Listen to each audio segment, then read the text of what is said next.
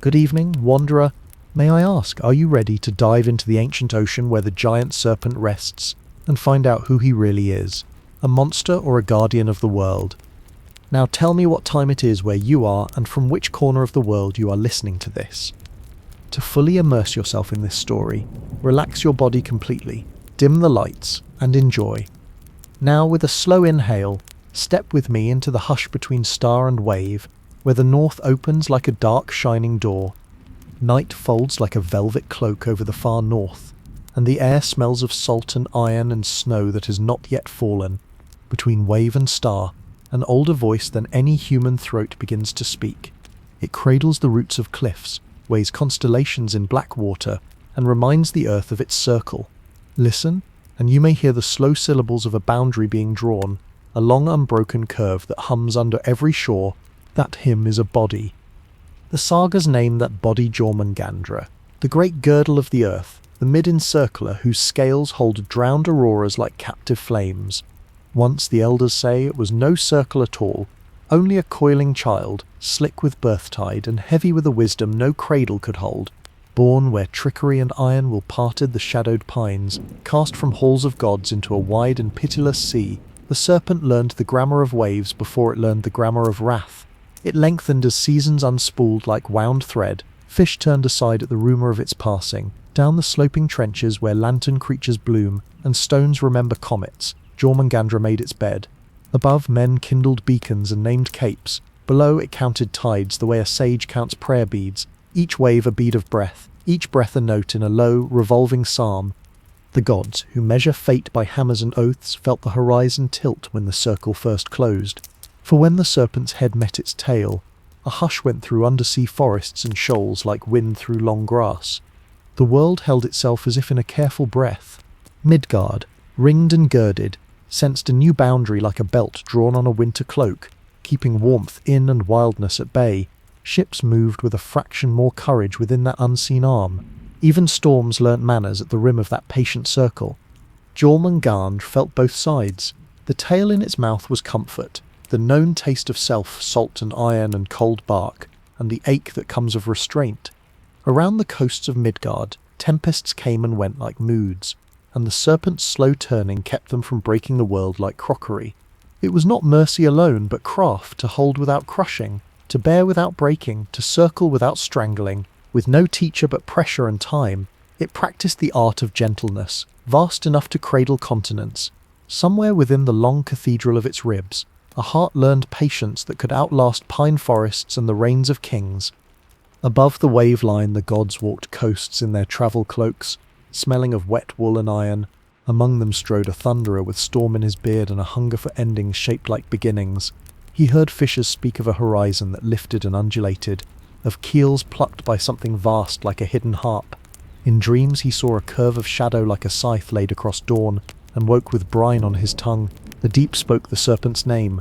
Cliffs repeated it softly in frost. The thunderer weighed it and said nothing yet.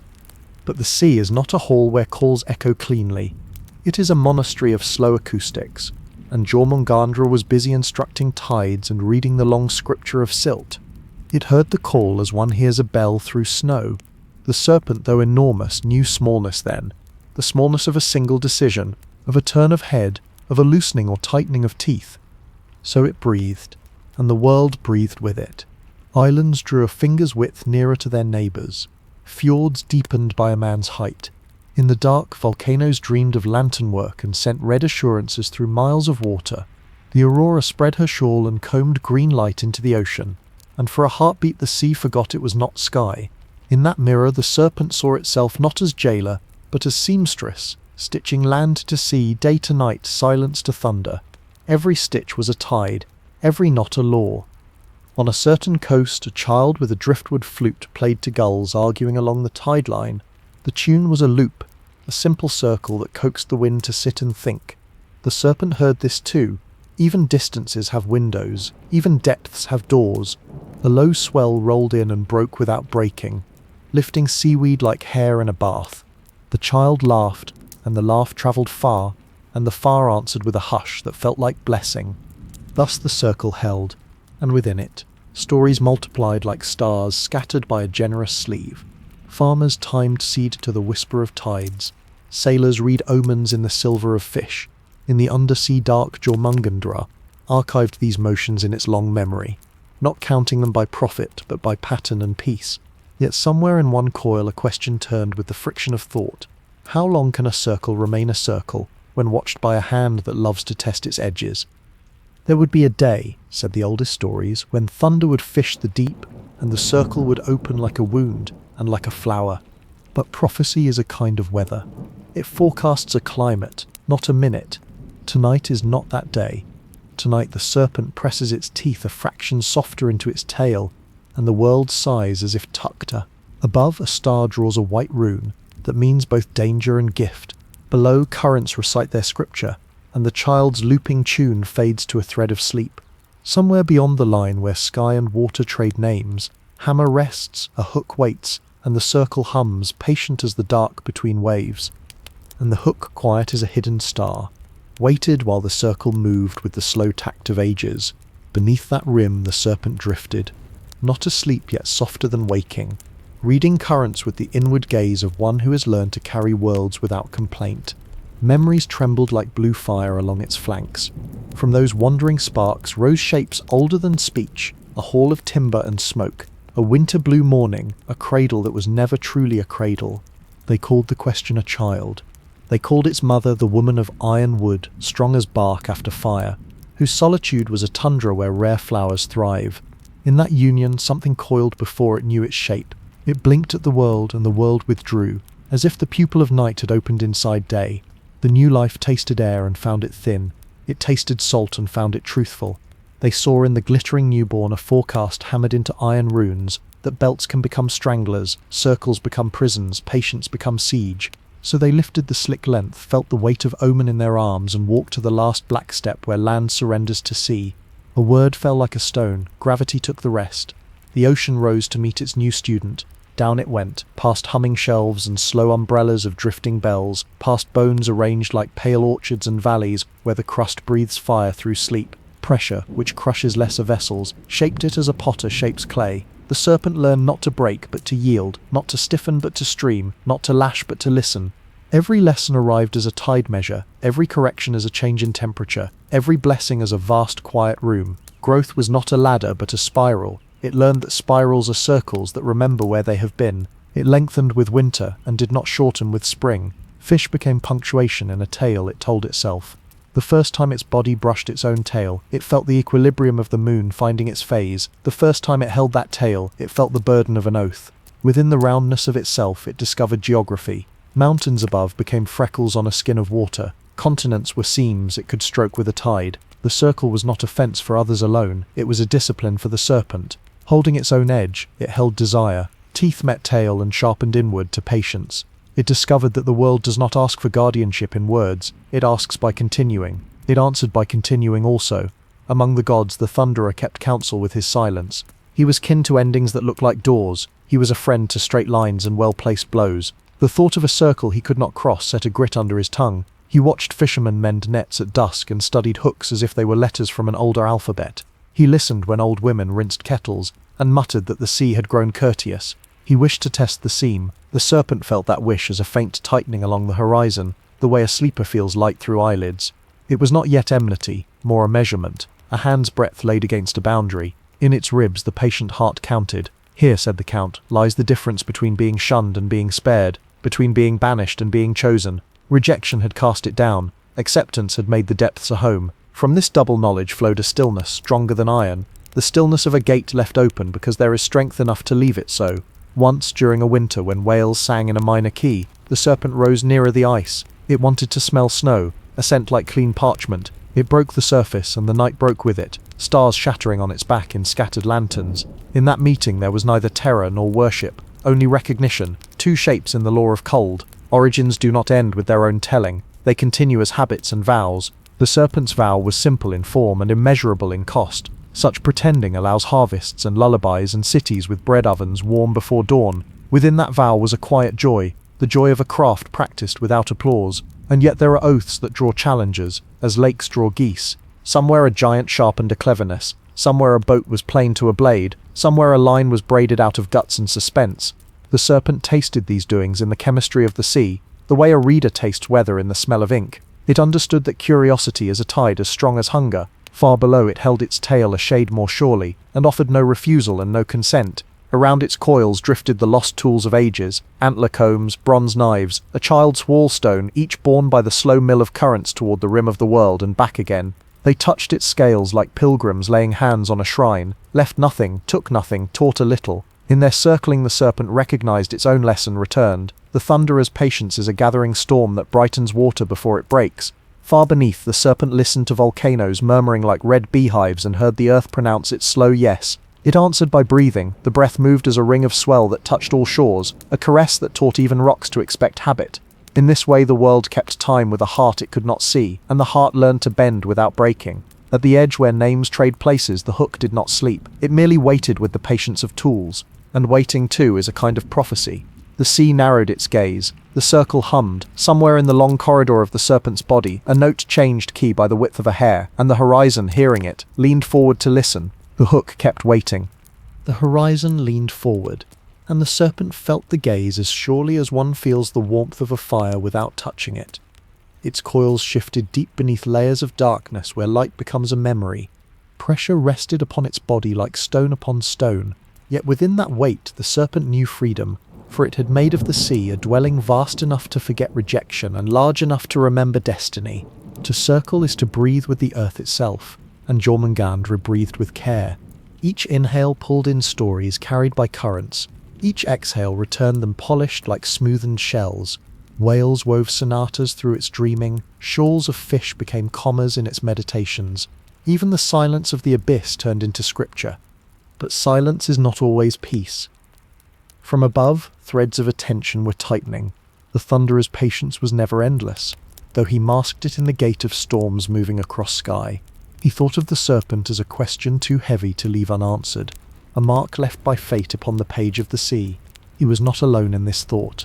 Other gods, feasting in halls fragrant with mead, spoke in lowered voices of the coil beneath waves. They named it threat and omen, though some also named it wonder. Each epithet laid upon Jormungandr sank like a stone through water, and touched its scales, subtle as falling snow. Yet the serpent felt the burden of those names. It understood itself as boundary, but boundaries are seldom loved. In its vast solitude, the serpent considered the first shape of its life. Born not into welcome, but into exile. It had been cast into salt without choice. Still, the sea had become more than prison. It had been tutor, mirror, and hymn. Yet somewhere in the marrow of its long body lay the ache of being unwanted. The ache did not sour into hatred, but it lingered like the taste of iron on the tongue, constant, reminding, and in quiet turns of thought, the serpent wondered, is a circle made by necessity less sacred than one chosen freely? The question rang through its length, echoing like a bell tolling in deep cloisters. Above, winter pressed its hand upon the world. Fords locked in ice, smoke curled from hearths, and sailors traced runes on the prows of their ships, praying the sea would remain in temper. They never knew how much of their safety lay not in charms, but in the silent patience of the serpent who ringed their world. Jormungandr watched them from below as flickers of light dappled the surface. Fires, laughter, quarrels, all brief sparks compared to its enduring coil. Yet those sparks fascinated it, for within each brief life burned a will as fierce as fire in dry timber. Mortals, fragile as shells, dared to build within the circle as though it were promised. Perhaps they sensed, dimly, that something vast was keeping balance, though they would never name it guardian. One night, the serpent rose until its back brushed close to the underbelly of ice. In the dim green of aurora, refracted through frozen ceiling, it saw itself reflected, scales shining like broken emeralds, eyes glowing with the pressure of centuries. For a moment it lingered, head tilted, tail secure in its mouth. Reflection can awaken hunger for meaning, and the serpent, who knew patience, also knew yearning. Its teeth pressed harder into its own flesh, reminding it that to let go was to loose storms not yet ripe. With that decision, it sank again, carrying silence like a crown. Yet the gods were restless. In the hall of Asgard, laughter would sometimes dim when the serpent's name was spoken. Prophecy whispered like draughts through the rafters. One day thunder and serpent would meet. One day the circle would uncoil, and the world would tremble at their clash. The gods, for all their grandeur, were not immune to fear. They masked it with songs and with boasts, but fear is a patient guest. It lingered, and Jormungandr, far away in depth, sensed it as one senses a storm before the first lightning strike. Fear has gravity. It draws deeds toward itself. Already thoughts of testing the sea's circle fermented among divine minds. Already plans slumbered in the hearts of those who looked at hooks and lines with longing. And still the serpent waited, not passive but present, holding the balance, holding itself. Its body stretched wider than any ship's journey.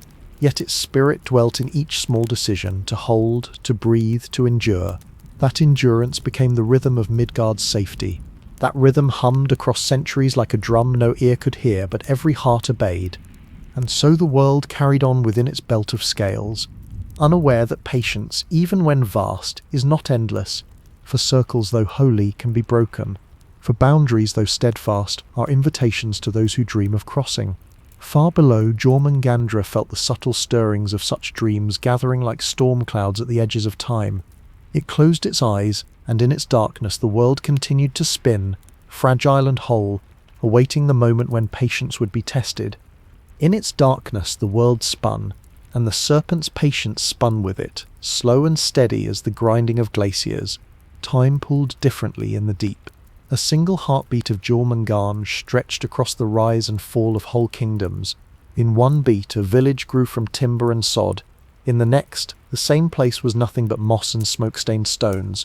To the serpent, these mortal flickers were like sparks from a whetstone, brief, bright, but meaningful in their pattern. Each spark traced the circle it guarded, like stars drawn across night, and in their vanishing it felt a tender sorrow. Yet sorrow was not despair, only another hue of the endless sea it carried within. Through long patience it had become more than beast. In its silence it wore the dignity of a judge, weighing every tide as evidence, each storm as testimony. The gods above might fear it, mortals might whisper of it as shadow or monster, but the ocean itself treated the serpent as both pupil and teacher. Waves rose when it stirred, calmed when it stilled, they mirrored its moods without ever naming them. And so the ocean, vast though it was, seemed almost to defer to the circle, acknowledging that Jormungandr was no longer exile but sovereign of silence. Yet sovereignty is never free of question. Whispers of prophecy threaded even into the serpent's dreaming. Somewhere in its marrow it felt the rumour of an ending written before its birth. To meet the thunderer, to uncoil, to break the circle that fate haunted the quiet as wind haunts forest boughs. It had not chosen this destiny. Yet destiny does not wait for consent. The serpent bore it the way it bore the crushing weight of the deep, without collapse, without retreat, with patience so great it seemed to steady the world itself. On distant shores, men carved stories of sea dragons curling beneath their boats. They did not know their carvings were shadows of a truth vast beyond imagining. Some offered charms, tossing bone or silver into the tide, not to summon but to appease. These gifts drifted downward through curtains of foam, settling into the serpent's coils like pollen caught in branches. Jormungandr regarded them not as tribute but as messages. Each coin or trinket carried the warmth of hands, the fear of voyages, the hope of safe return. The serpent, who had been rejected at birth, found in these offerings a strange kinship with mortals. Both cast small things into the sea, both awaited what the sea would answer. Sometimes the serpent dreamed of surfacing fully, of showing itself not as threat but as boundary incarnate. It imagined lifting its head through cloud and letting its length gleam in moonlight, so all Midgard might know it was held in care, not in malice. But such a revelation would break the very balance it maintained. Fear would spread like wildfire across the lands, and fear can topple harmony more swiftly than rage, so it kept its grandeur hidden, letting only whispers of its body ripple ships' wakes, letting only rumours of its shadow mark the horizon. Patience again was the greater kindness. And yet, beyond patience, desire stirred. Desire not of hunger for prey or lust for destruction, but the quiet yearning to be known, to be understood as more than omen. Loneliness echoes differently when stretched across centuries. It became not a sharp ache, but a constant undertone like the drone of the sea itself. Jormungandr held this loneliness with the same care it held its tale, firm, steady, and without complaint. Still, in the hollows of its dreaming, it wondered what it might feel like to be looked upon without fear. Above, the gods sharpened their suspicions. The thunderer, restless as ever, began to envision the moment when patience would end. his dreams filled with hooks baited with strength and courage, his waking hours with the sound of hammers upon anvils. The serpent felt these imaginings before they were deeds. They trembled along the skein of fate like distant earthquakes. Yet it did not recoil. It simply drew its coils tighter, pressing teeth into tail, until the circle hummed like a great harp string, resonant with inevitability. That hum spread outward. It brushed against the hulls of ships, stirring sailors to glance uneasily at calm seas. It reached mountain caves where trolls muttered in sleep, and their dreams darkened. It touched the roots of Yggdrasil itself, carrying the echo of balance, of a circle not yet broken. The world, without knowing, leaned on that vibration the way a weary traveller leans on staff or stone. The serpent, bound and patient, sustained the rhythm. Still, destiny waited at the edges, sharpening. Storms rehearsed their tempests far beyond sight. Hooks gleamed brighter in forge fire. Prophecies grew restless in the mouths of seers.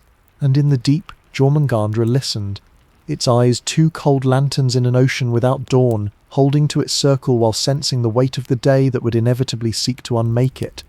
The horizon swayed again, as though bending nearer, and the serpent knew that patience itself was becoming a signal. It breathed, and the world breathed after it. Yet somewhere in that breath lay the seed of rupture, small as a spark but certain as dawn, waiting just beyond the night.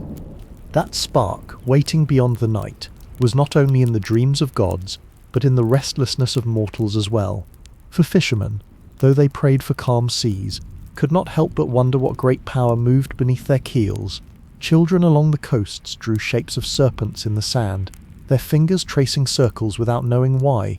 Even kings, standing in halls heavy with smoke and gold, felt an unease when storms gathered, as though the sea itself carried a secret they were not meant to know. Whispers drifted through these hearts like seeds on wind, that a being banished at birth had not perished but endured, circling them unseen, its patience as vast as its body. And patience is not invisible, it leaves signs, subtle but steady. Ships returned from long voyages with tales of swells that rose without storm, of waters suddenly stilled as though held in a great palm. Some swore they glimpsed a ridge of scales mistaken for a distant shoal, only for it to sink soundlessly when approached. Each tale added a layer to the legend, and legends once shaped are hard to unshape. In mead halls voices grew hushed when the serpent's name passed lips, as if even sound feared to ripple too far across the sea. The gods listened too, though they masked their listening in jest. They feigned laughter at the trembling of men, yet laughter sat uneasily upon them like armour too tight. For in their halls carved with runes and wreathed in firelight, the word of prophecy was never fully silent.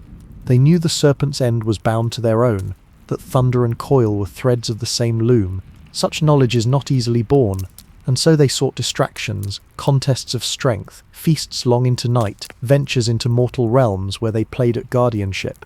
But each distraction, like foam upon waves, dissolved quickly, leaving the same deep tension beneath. Meanwhile, Jormungandr continued its circle.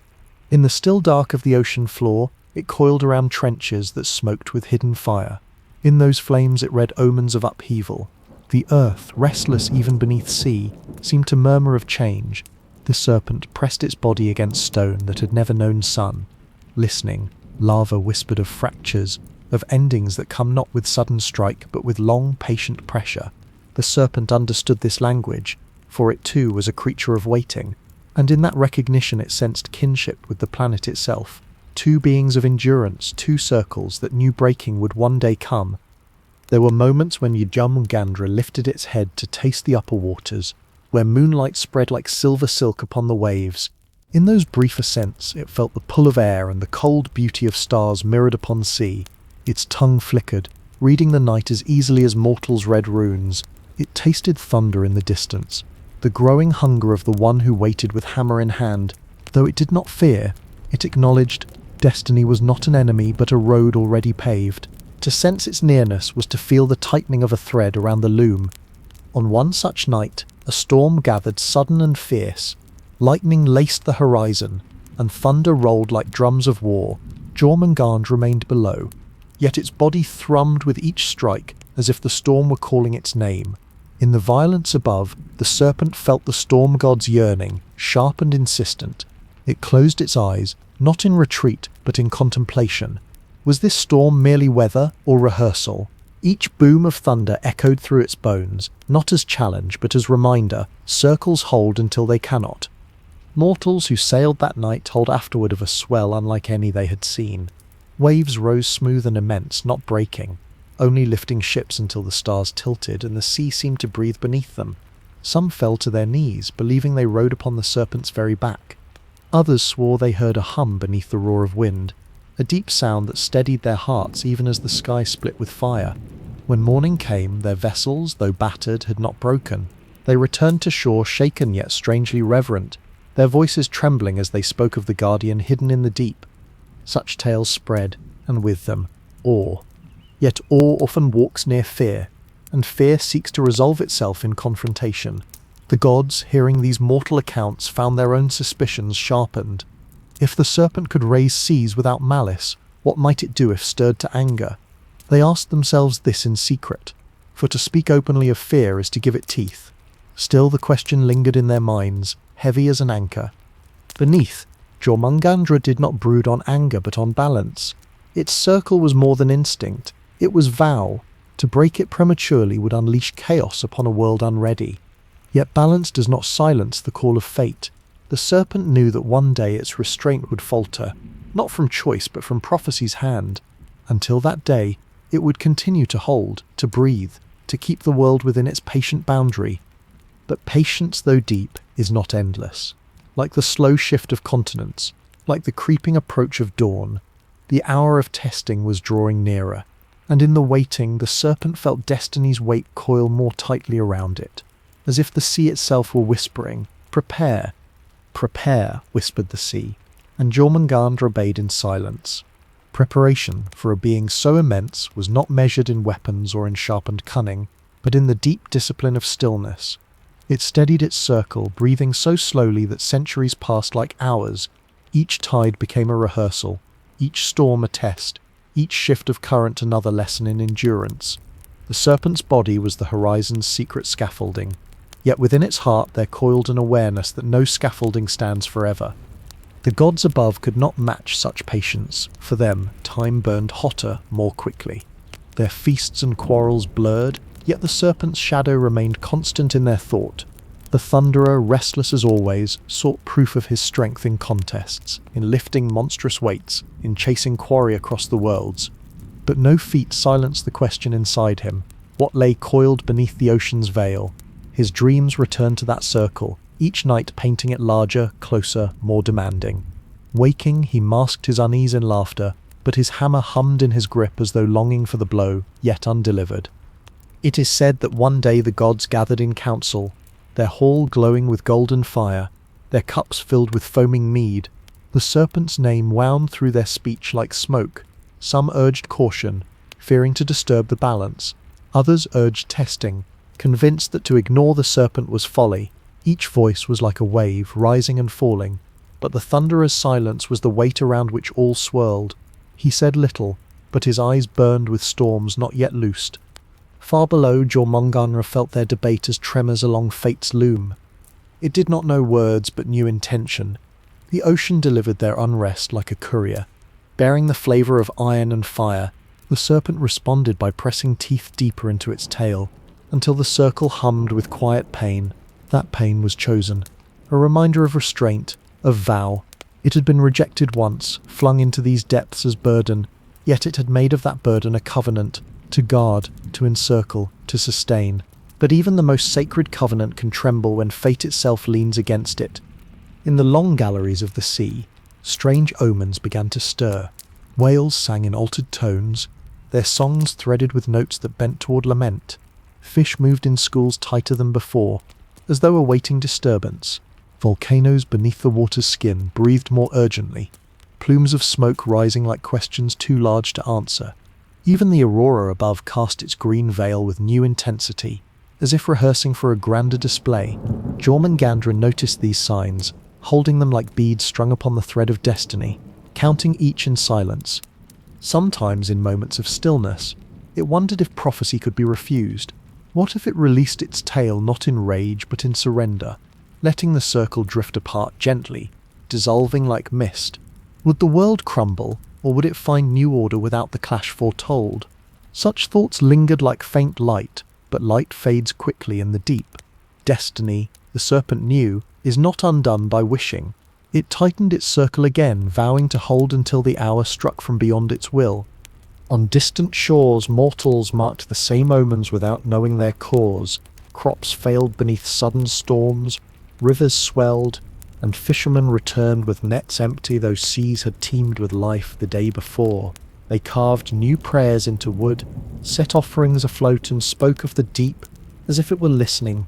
In truth it was.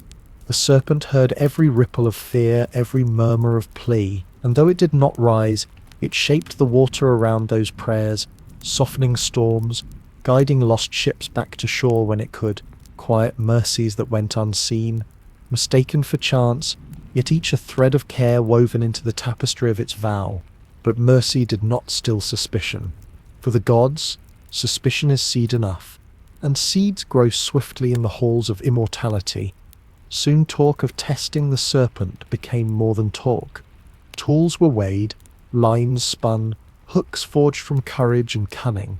The thunderer's dreams grew sharper, now filled not only with the serpent's shadow, but with the act of capture itself.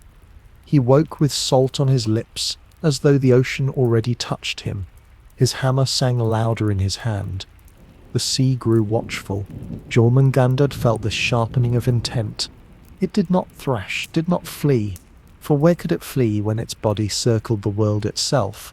Instead, it breathed again, drawing the whole ocean into its lungs, letting the exhale move outward, like a blessing and a warning. Shores felt it as a swell that rose gentle but vast, lifting boats and stirring harbours. Some called it omen, others miracle, but all felt its weight. The serpent closed its eyes, and within its dreaming, lightning laced the horizon. It was not yet battle, not yet the end, but rehearsal was over. Destiny had begun to walk its path, slow but certain, toward the deep, and the circle, though still unbroken, trembled with the knowledge that patience itself was being summoned to its final measure. The circle trembled, yet held, as though the sea itself clutched its breath. Destiny was walking closer, its steps slow but sure, and each echo stirred the serpent's dreaming. Jormungandr felt the vibrations ripple through its endless body, faint shivers like whispers of iron against stone, the restless movements of intent carried by currents. Though the ocean wrapped it in the hush of leagues, that hush no longer felt inviolable. It was listening now, as if the whole sea had become an ear. Above, the gods turned thought into deed. In secret, far from the warmth of feast halls, they wove their plan. They chose the thunderer, for no other hand was strong enough to guide the trial. He was to descend into the sea, not as a hunter in full armour, but cloaked in disguise, softened enough to trick suspicion, hardened enough to endure the serpent's weight. The giant's hall would lend its aid. There, within walls of stone and laughter, the trial would find its stage. The hook was forged in silence, vast and barbed, baited with flesh no creature of sea could easily resist. Yet more than flesh hung on that line. It bore prophecy itself, as though fate had hidden its sharpness within iron teeth. The serpent, though hidden, felt the forging in its depths, where pressure turned silence into a weight of its own. Sparks bloomed in vision, flashes of fire striking anvils. It sensed hunger disguised as courage, curiosity sharpened to edge, and though it did not recoil, it grew more solemn, its grip on its tail firm, as if to say, "I will not uncoil by whim." The sea gathered close around its body, currents wrapping like veils of loyalty, as though the ocean itself knew its ward was about to be tested. Meanwhile, mortals on the coasts noticed strange signs. Nets tore with nothing inside them. Whales breached and then vanished, their routes disrupted. A darkness moved in waters once calm, though no storm followed. Fishermen spoke in murmurs at night, saying that something vast had shifted in the deep. They did not name it aloud, for to name is to summon, and none wished to summon what lay beyond their knowing. Yet the rumour still spread, carrying unease from fire to fire, until even the children's play grew quieter along the shores. Jormungandr listened to these fears as one listens to rain upon stone. The voices of mortals mattered to it, not as commands but as songs that filled its long solitude. Their fear touched it gently, like the brush of minnows along its flanks, and within it rose neither malice nor anger, but a sadness older than tides, for it knew the truth, that mortals feared what also preserved them. They lived within the boundary it held, yet they could not imagine its care without also imagining its destruction. The serpent endured this paradox as it endured all things, with silence, with patience, with its steady, unbroken coil. Still, patience alone could not erase destiny's call. On a certain night, when stars gleamed cold and sharp, the Thunderer strode to the giant's hall. His eyes carried storms, his laughter rang louder than truth, and in his chest thunder coiled. Eager for the deep, he asked for a boat, for oars, for a line. He concealed his purpose in jest, yet every jest was edged, every glance toward the sea, a silent challenge. The giant, suspicious yet amused, granted his request, and so the plan neared its moment. Far below, the serpent stirred, not fully, but enough that waves on the surface shifted, without cause. Its eyes opened, gleaming like twin lanterns in a cathedral of dark. It felt the line already cast in thought, stretching downward through prophecy's weave, though no hook yet pierced the water. Destiny's shadow was enough to rouse its awareness. It tasted the future in the salt, the faint metallic tang of iron waiting, the musk of a hand gripping a hammer not yet swung. It did not rise, it did not rage. Instead, it pressed teeth against tail until a shiver of pain rippled through its coils, anchoring it in vow. The circle must hold as long as it could, and yet even vows must meet their hour. Above, preparations thickened like storm clouds, and below, the serpent's patience began to feel less like serenity and more like the last calm before thunder breaks. The sea hushed itself, as though reverence and dread had become one. In that hush, Jormungandr breathed, drawing the ocean in, releasing it outward, a pulse vast enough to touch every shore. Those who felt it trembled without knowing why, as if the ground beneath their feet had sighed. The serpent knew. Soon the sea would no longer be only sanctuary. It would become a stage, and on that stage, patience would meet its first trial. The sea would become a stage, and already the curtain was stirring. At dawn, when mist rose like breath from the water, the Thunderer stepped into a boat lent by the giant's hall. Its wood groaned under his weight, though he masked his strength in a guise of a labourer, taking oar in hand as though his task were humble. Beside him the giant's laughter rolled, deep and careless, believing this voyage a jest, yet within the Thunderer's chest, storms pressed against bone, eager for release. His hammer, though hidden, sang faintly as though even concealment could not silence its hunger. The line was prepared, coiled like a serpent of its own. It waited, heavy with bait that glistened red, pungent enough to draw the attention of more than fish. The Thunderer's hands, calloused by battle and oath, tightened around it. His gaze never left the horizon, though his mind was already below, imagining the darkness he longed to test. Each stroke of the oar carried him further from shore, further into the centre of prophecy's circle. Beneath, Jormungandr felt the disturbance.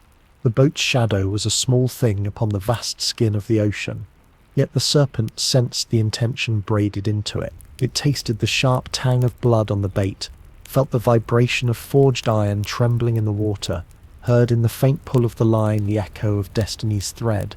Its eyes opened, slow and deliberate. Lanterns kindled in the abyss. It did not yet move, but its body tightened, a coil within a coil, listening. The sea itself seemed to grow tense. Currents slowed, as though the ocean were holding its own breath. Schools of fish scattered, abandoning the path of the descending bait. Even whales, who sang with unbroken patience, veered aside in silence, their great bodies gliding away as though reverence demanded retreat. Only the serpent remained, watching the line fall, watching the crimson lure sway like a heart beating in water. Above, the thunderer leaned forward, eyes gleaming with fire, hidden beneath mortal guise. He muttered no words of prayer, for gods need not pray. He only gripped the line, every muscle ready for the weight he sought. The giant, half amused, half wary, kept his silence now, for the sea had grown solemn, and even laughter falters when waves turn grave. The bait drifted lower, nearer to the serpent's gaze. Jormungandr did not lunge. Instead, it studied, ancient as mountains, patient as night. Its tongue flickered, tasting the offering, tasting not only flesh, but the will that had shaped it. It knew this was no ordinary hunt. This was challenge. This was invitation. This was the touch of prophecy knocking upon the circle's door. In its heart, the serpent weighed choice. It could ignore the bait, continue its vow of holding, refuse to let fate tighten. Yet fate is not so easily denied. The lure's presence thrummed through the water like a question too insistent to silence. Slowly, deliberately, Jormungandr parted its jaws. Darkness yawned, vast and solemn, and the bait drifted inside, teeth closed, not in rage but in inevitability. Above, the line snapped taut with a force that shook the boat. The thunderer's arms strained as though he had hooked the horizon itself. Muscles knotted, veins burned, his teeth clenched as he braced against the pull. The giant cried out in astonishment, for the sea itself seemed to rise, trembling with power drawn from the deep. The boat tilted dangerously, oars clattering, water foaming around them as though the ocean were shuddering awake. From below, the serpent rose. Slowly, inexorably, coils shifted, mountains of flesh stirring currents into whirlpools. Its body brushed trenches, stirring silk clouds that had rested undisturbed for centuries. Its eyes gleamed upward, twin stars rising from darkness. The circle did not break, for its tail still lay within its jaws, but it rose whole, lifting the ocean with it. The thunderer roared, pulling with all his strength, sweat mingling with salt spray. For a heartbeat, the sea seemed to lift the sky itself, a heave of water and will. The serpent's head broke nearer to the surface, a shadow vast enough to blot moonlight, scales flashing like wet stone. The giant, struck dumb, saw a form so great it seemed the world itself had bent into living shape. His laughter died, replaced by awe, replaced by fear. The serpent's eye broke the surface, vast and cold, gazing upon the boat with a solemnity that froze the giant's heart. It was not malice that looked upon them, but inevitability, the sheer presence of fate clothed in scales. The thunderer met that gaze, his own fire unflinching, storm-answering depth. For a breath sea and sky stood still, balanced between circle and hammer, between vow and challenge. Then the serpent thrashed. Water rose in walls. The boat pitched as if flung by gods themselves. The thunderer held, arms burning, his heart singing with battle joy. Yet even he felt the truth. The weight at the end of his line was not quarry, but cosmos, not prey but prophecy made flesh. And still he pulled, straining to lift what no hand was meant to lift. Jormungandr surged, body rising higher, waves breaking outward like shattered glass. The world seemed to tilt, the sea's boundary bending. Yet as it rose, the serpent felt the pain of its own restraint. The tail held fast in its teeth, the circle refusing to yield, bound and unbound, guardian and doom. It heaved toward the surface, carrying silence and storm upon its back. The giant screamed, the thunderer roared, and the sea itself held its breath, waiting to see which would break first. The line, the circle, or the patience of the serpent. The sea itself held its breath, a vast cathedral of water awaiting revelation. Above, thunder and giant clung to their fragile craft, as if it were a splinter upon the edge of eternity. The line hummed like a taut string, vibrating with forces too immense for mortal measure. Beneath, the serpent rose not with haste, but with the slow inevitability of mountains lifting from the seabed. Its coils unscrolled like continents shifting, each movement reordering currents, each breath reshaping tides. The thunderer braced, muscles taut as cables, his jaw clenched in grim delight. This was no common foe, no beast to be felled with hammer alone. This was the challenge whispered into his marrow before birth, the one trial worthy of his fire. His eyes blazed as lightning, yet within them stirred something quieter, an awe he could not banish. For the gaze he met was not hatred, but solemnity. Jormungandr's eye, lantern vast and ancient, stared into him, not as prey but as mirror. The circle of the serpent and the storm of the god recognized each other in silence. For a moment the sea was balanced upon that gaze, the serpent's patience and the god's restlessness, locked as if woven threads of the same cloth. Waves stilled around the boat, as though honouring the tension. The giant, struck dumb with terror, could only gape, his laughter drowned, his heart caught between admiration and despair.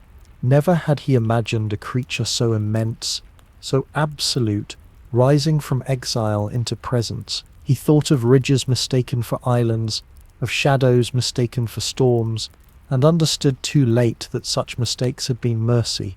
Then came the thrash. Jormungandr's body struck water with force enough to hurl geysers skyward, drowning stars in spray. The boat reared like a startled horse, wood groaning, seams splitting. The giant cried out, clutching the side while the thunderer held fast to the line, every fibre of his being burning with the struggle. He roared into the storm, his voice answering the serpent's silence, defiance against inevitability. The serpent felt the line cut into its flesh, iron biting against scale. Pain flared, but pain was nothing new to one rejected at birth. It endured, not out of weakness, but out of choice. Measuring this trial as it measured all things, it tested the god's strength, as one tests the current of a river, not to destroy, but to know. Within its vast body stirred memory of exile, of cold sea swallowing its first breath, of making patience its armour. Now, patience became its weapon. It pulled back, not in rage but in demonstration, showing the thunderer the measure of eternity. The boat rocked violently, yet still did not break. Thunder cracked above, lightning carved white runes across the night. Mortals on distant shores saw the flashes and trembled, believing storms at sea, never knowing prophecy was unfolding in secret. The serpent lifted its head higher, breaking through waves, scales gleaming like midnight stones slick with rain. Its breath steamed, a fog rolling across the waters, and in that fog lay the weight of centuries, the hush of a vow unbroken. For a heartbeat, thunderer and serpent were locked, one pulling, the other resisting, two destinies straining against the thread of fate. The world itself seemed to pause, as if uncertain whether to continue turning. Then, with sudden force, the serpent surged. The boat tilted near to breaking, the line strained past all endurance. The thunderer's knuckles whitened, his arms shook, his chest thundered with joy and fury mingled. Never had he felt so near to the marrow of the world. But destiny allows no capture before its hour. Just as the serpent's head loomed vast, its fangs glistening in moonlight, the giant, overwhelmed with terror, cried out and slashed the line. Iron snapped, the sound sharp as prophecy breaking into echo. The serpent's head withdrew in an instant, sliding back into shadow, water closing above it, like a curtain falling at the end of a play. Silence followed, broken only by the shuddering of waves and the thunderer's ragged breath. He stared at the sea, chest heaving, hammer burning in his hand, though he had not yet lifted it. He knew the truth. He had not won, nor had he lost. He had seen. That was enough. And yet, not enough. The serpent remained, its circle unbroken, its patience intact, But now the Thunderer carried its gaze within him, and with it the certainty that their meeting had only begun. Below, Jormungandr settled again into the deep. The wound upon its jaw stung, but pain was a reminder of connection. It had touched its adversary, had seen the storm that would one day break upon it. It closed its eyes, pressing tail again between teeth. The circle sealed once more, but in its heart a new rhythm pulsed, not only of patience but of anticipation. The ocean wrapped it close as though soothing, yet even the ocean could not deny what had been awakened. The sea resumed its breathing, but it was changed. Each tide now carried an undertone, a hum of expectation. Mortals felt it as unease in their sleep, as dreams of coils circling their islands, as visions of lightning striking water. The gods too felt it, though none spoke openly. A thread had been pulled, and though the weave still held, it quivered. And far below, in darkness older than stars, the serpent dreamed. It dreamed not of peace, but of encounter, not of retreat, but of return. It dreamed of a day when circle and storm would no longer hold apart, when prophecy would no longer wait, when patience itself would be tested to breaking. The serpent dreamed of encounter, and in its dream the sea itself shifted. Dreams for Jormungandr are not flickers of memory, but landscapes, long corridors of vision, where past, present and prophecy blurred into one. In the deep silence, it saw once more the Thunderer's gaze, not as enemy, but as inevitability. Their meeting was not finished. It had merely begun.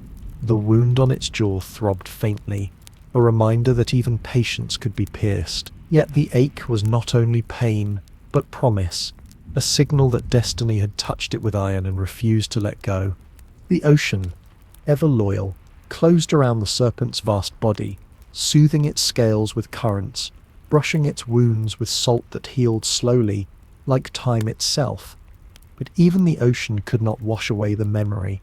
The serpent carried it within, a brand of prophecy. In its olatides, it replayed the moment, the snap of the line, the giant's cry, the Thunderer's unbroken stare. There had been no victory, no defeat, only revelation, and revelation changes all it touches. Above, the gods spoke in secret, voices heavy with awe and unease. Some whispered that the Thunderer had nearly lifted the serpent from its deep, that prophecy had trembled on the edge of fulfillment. Others argued it was folly to tempt such fate again, that the circle should remain untouched until its destined hour. Yet even as they quarrelled, a quiet certainty crept into their hearts. The serpent was no longer legend alone. It was present, it was real, it had been seen, and what is seen cannot easily return to shadow. Mortals too felt the shift, though they lacked the words for it. Fishermen swore their nets dragged heavier, as if currents pulled against them with unseen intent. Children dreamed of eyes vast as lanterns beneath the sea. Farmers, hearing thunder in distant mountains, felt unease ripple through their fields, though no storm reached them. The world was tilting, subtly but surely, as though the circle below had loosened by the width of a hair. Jormungandr, though hidden, knew this tilt. Within its vast body, patience remained its anchor, but anticipation had crept in, a new rhythm pulsing beneath restraint. It did not rise again to the bait, for the hook had been cut, the moment closed, yet in its marrow it felt the thread still pulling, faint but constant. The Thunderer's will had entered the weave, and once woven, no thread is easily undone. There were nights when the serpent drifted close to the surface, its coils brushing upward like ridges of dark hills beneath the waves. Moonlight caught on its scales, silver flashing briefly before vanishing into shadow. Sailors who glimpsed these gleams swore they had seen the world's edge itself, stirring a boundary alive. They whispered prayers and lowered their eyes, not daring to watch too long, for to watch too long was to feel the pull of destiny. And mortals, though curious, fear what they cannot endure. In its dreaming, the serpent sometimes questioned its own path. Did rejection alone make it what it was? Had it become guardian only because exile left no other shape? If cast into sea as burden, had it transformed burden into vow out of defiance? Or had the vow always been carved into its soul? Such questions rippled through it, vast and unanswered, yet the serpent did not despair of them.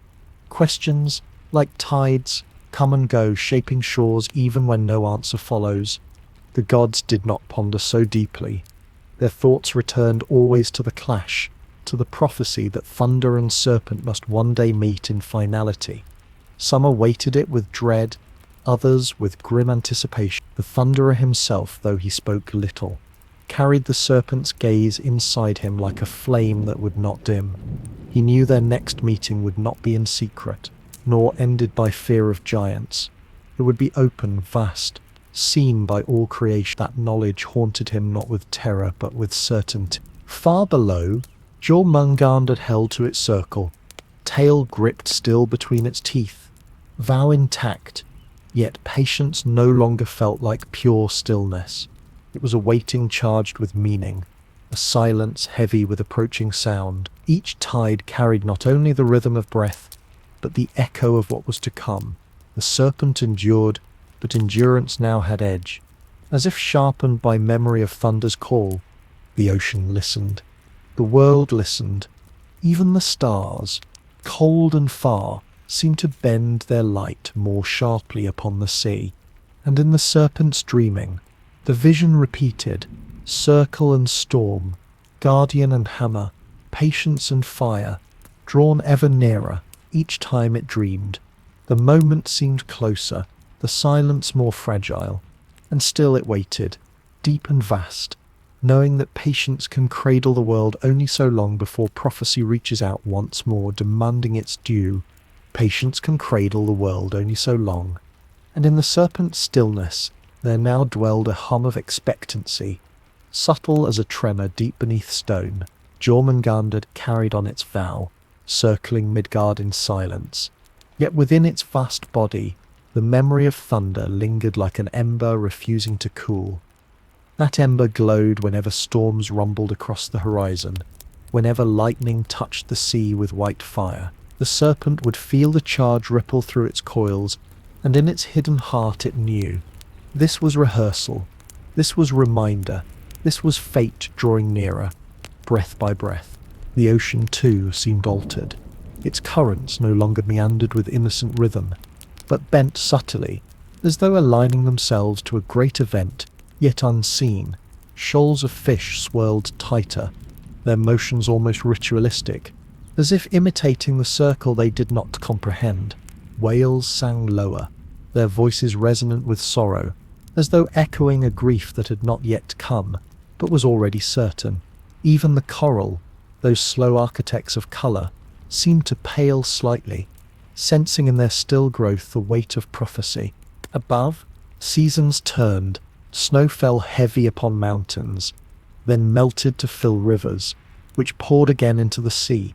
Mortals lived and died within that endless cycle, and to them the serpent remained myth, whispered in the hush before sleep, carved upon prows of ships as warning and plea. Yet some who dreamed more deeply felt its presence, their nights filled with visions of coils circling the horizon, of eyes vast and calm staring from beneath waves. They woke trembling, unable to explain, but certain that something in the deep had looked back at them. The gods, however, did not dream with innocence. They brooded, for though the thunderer's trial had ended with the serpent unbroken, the memory gnawed at them all. In the silent corners of Asgard, words were exchanged like hidden sparks. Should it be tested again? Should the circle be challenged once more before the destined hour? Yet even as they spoke, a deeper silence grew among them. For prophecy has a gravity, and none could deny they were already being pulled along its course. The thunderer himself grew restless. He wandered shores at night, his cloak heavy with salt spray, listening to the sea's breathing. He did not speak of what he had seen, for words could not contain it. Yet the vision haunted him, the serpent's eye rising like a second moon, gazing not in malice, but inevitability. That gaze lived within him, shaping his every stride, making each storm he summoned feel like a pale echo of the one still waiting. His hammer grew heavier, not with weight, but with expectation. He longed, not for victory, but for the fulfillment of a thread already spun. Beneath, Jormungandr sensed this longing. It was as tangible as tide, as undeniable as gravity. The serpent did not despise it, for longing is only another form of destiny, yet it also did not welcome it. For longing threatens balance. It pressed its tail harder between teeth, blood seeping slowly, mixing with salt. That taste was vow renewed. I will not uncoil before my hour. Still, patience and pain grew inseparable, the circle humming now with strain as much as serenity. There were moments when the serpent lifted nearer to the surface, not enough to break it, but close enough that its scales gleamed faintly in moonlight, mistaken by sailors for waves gilded by silver. It listened their cries, their hurried prayers, and in those fragile voices, it felt a tenderness. These mortals, fragile and brief, were the reason its circle held. It could crush them with a single coil, yet instead it cradled them, an unseen guardian, but guardians are seldom loved, for fear blinds reverence. Still the serpent endured, its loneliness hidden beneath patience, its patience braided with longing it would not name. Time passed, and the signs multiplied. Earth tremors shook mountains. Wolves howled more fiercely at night. Stars appeared sharper, as though their edges had been honed by invisible hands. Even the world tree Yggdrasil shuddered faintly, its roots touched by the serpent's breath. All creation was tightening, waiting, aware yet unknowing, and Jormungandr at the heart of it remained still, vast, enduring, but no longer tranquil. Its waiting had changed. It was no longer simply rejection transformed into guardianship. It was guardianship shadowed by the knowledge that one day guardianship would fail, not through weakness, but through destiny's demand. And so the serpent dreamed again, not of peace, but of clash, not of silence, but of thunder. In its vision, the sea split as hammer met coil, as storm met circle, and the world itself reeled. It woke with its jaw aching, its tail clenched, the taste of iron thick in its mouth. Around it, the ocean whispered, not with comfort, but with warning. Prophecy was stirring, and soon patience would no longer be enough. The serpent closed its eyes once more, sinking deeper into shadow, yet even in darkness it could not escape the hum. It carried it like a heartbeat, slow but unstoppable, echoing louder with each turn of the world. The hum echoed louder with each turn of the world, until it seemed the serpent carried not only the ocean in its body, but the tension of sky and stone as well. Jormungandr lay deep, its coils pressed close, its jaw locked upon its own tail, yet in the silence of the abyss it no longer felt solitude. It felt the weight of all creation leaning toward it, as though waiting for the uncoiling. That pressure was not malice, not even intention. It was inevitability, the slow gathering of threads that had been woven long before its first breath. The serpent felt it in tremors that shuddered through seabed and stone. Mountains beneath the waves quaked softly, shifting their long-buried forms. Vents breathed hotter, their plumes rising like incense into the cathedral of the deep. Each sign was small, but the serpent read them with clarity, for it had made of stillness its study.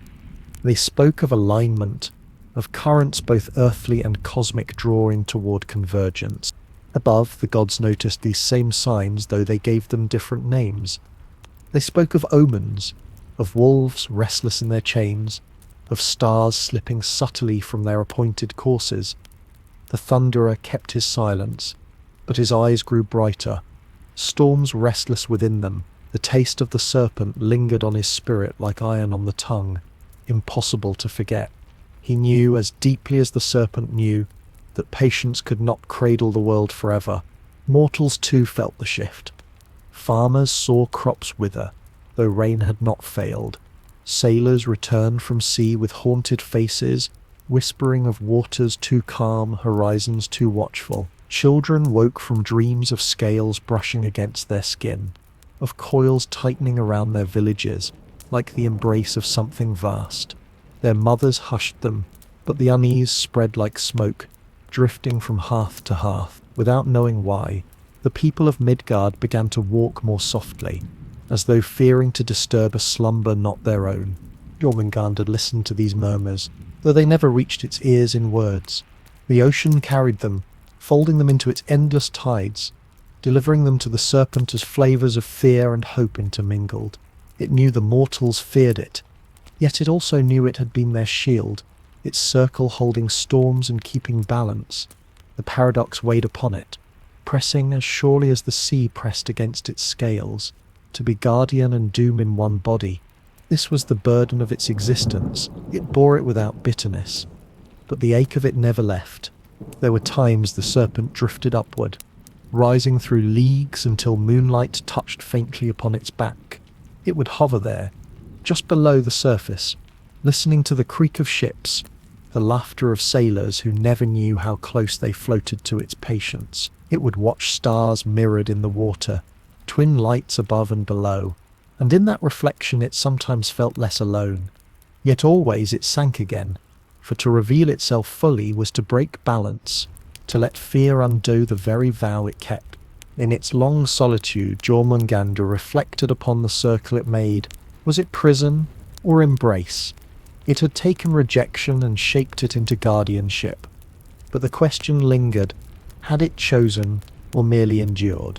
Within its endless body, thoughts flowed like currents, slow and unhurried, yet inexorable. The answer mattered less than the fact that the circle held until it could hold no more, and prophecy whispered ceaselessly. In the serpent's dreaming, thunder and coil met again and again. Each dream showed a clash not yet real, but nearer each time, the space between vision and waking narrowing. It saw waves rise higher than mountains, saw sky split as hammer struck, saw its own breath poison the air as storm shattered the sea. These were not choices but inevitabilities, carried in its blood as surely as salt. It woke from such dreams with its jaw aching, tail clenched so hard it bled, the taste of iron filling its mouth. Pain steadied it, reminding it of its vow. The ocean tried to soothe, but even oceans cannot still prophecy. The waters rocked it gently, brushing along its coils like a mother's hand, whispering currents of comfort. Yet the serpent felt the tension woven into every tide.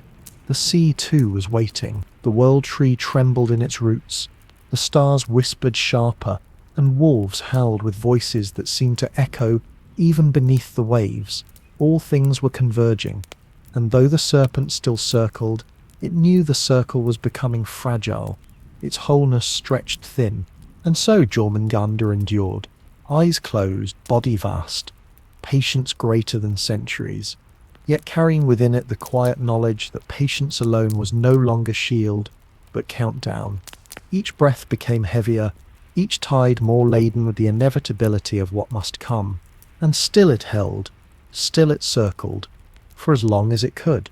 The world above turned oblivious and expectant, and far below the serpent listened, its body humming faintly with the song of destiny, a song that grew clearer with every heartbeat, as though the hourglass had already been overturned and the first grains had begun to fall. The first grains had begun to fall, and though the serpent lay deep, it felt each one strike the fabric of its being. Jormungandr circled still, vow unbroken, yet now the circle was less a sanctuary than a tightening thread. Within its coils, silence hummed with pressure, the kind of silence that comes before a storm presses its weight upon the air. Even the sea, which once wrapped it with the gentleness of a cradle, now seemed taut, as if bracing itself for the inevitability it could not prevent. Dreams bled more vividly into waking. When the serpent closed its eyes, it saw lightning cutting across water, hammer raised high, waves rising in terror and splendor. When it opened them again, the vision did not vanish, but lingered, faint as frost upon stone. Prophecy was no longer only a whisper, it was a companion, walking step by step within its endless body. Jormungandr bore it as it bore the ocean, heavy, constant, undeniable. Above, the world trembled at omens. Wolves howled through nights without moon, their voices carrying a resonance that unsettled even the bravest. Fires in hearths sputtered without wind, as if the very air remembered some ancient wrong. Seers cast runes and grew pale, their hands trembling as symbols repeated, telling of encirclement, of storm, of poison rising from sea to sky. And in Asgard, though feasts continued, there was less laughter. Gods who once boasted without end now spoke with wary restraint. Even their immortal hearts felt the closeness of what was to come. The Thunderer did not laugh at all. He wandered coasts alone, his eyes drawn ceaselessly to the horizon where sea kissed sky. He remembered the Serpent's gaze, and in memory felt both fury and awe. Fury because it was a challenge he could not yet conquer, awe because it was vastness beyond reckoning. Within him burned a paradox, storm entangled with respect. He longed for the day their fates would collide, yet part of him knew that longing was also doom, for their meeting was not trial but terminus. The end of circles, the breaking of the world's balance. Jormungandr, far below, felt his longing as clearly as current. The Serpent did not hate it.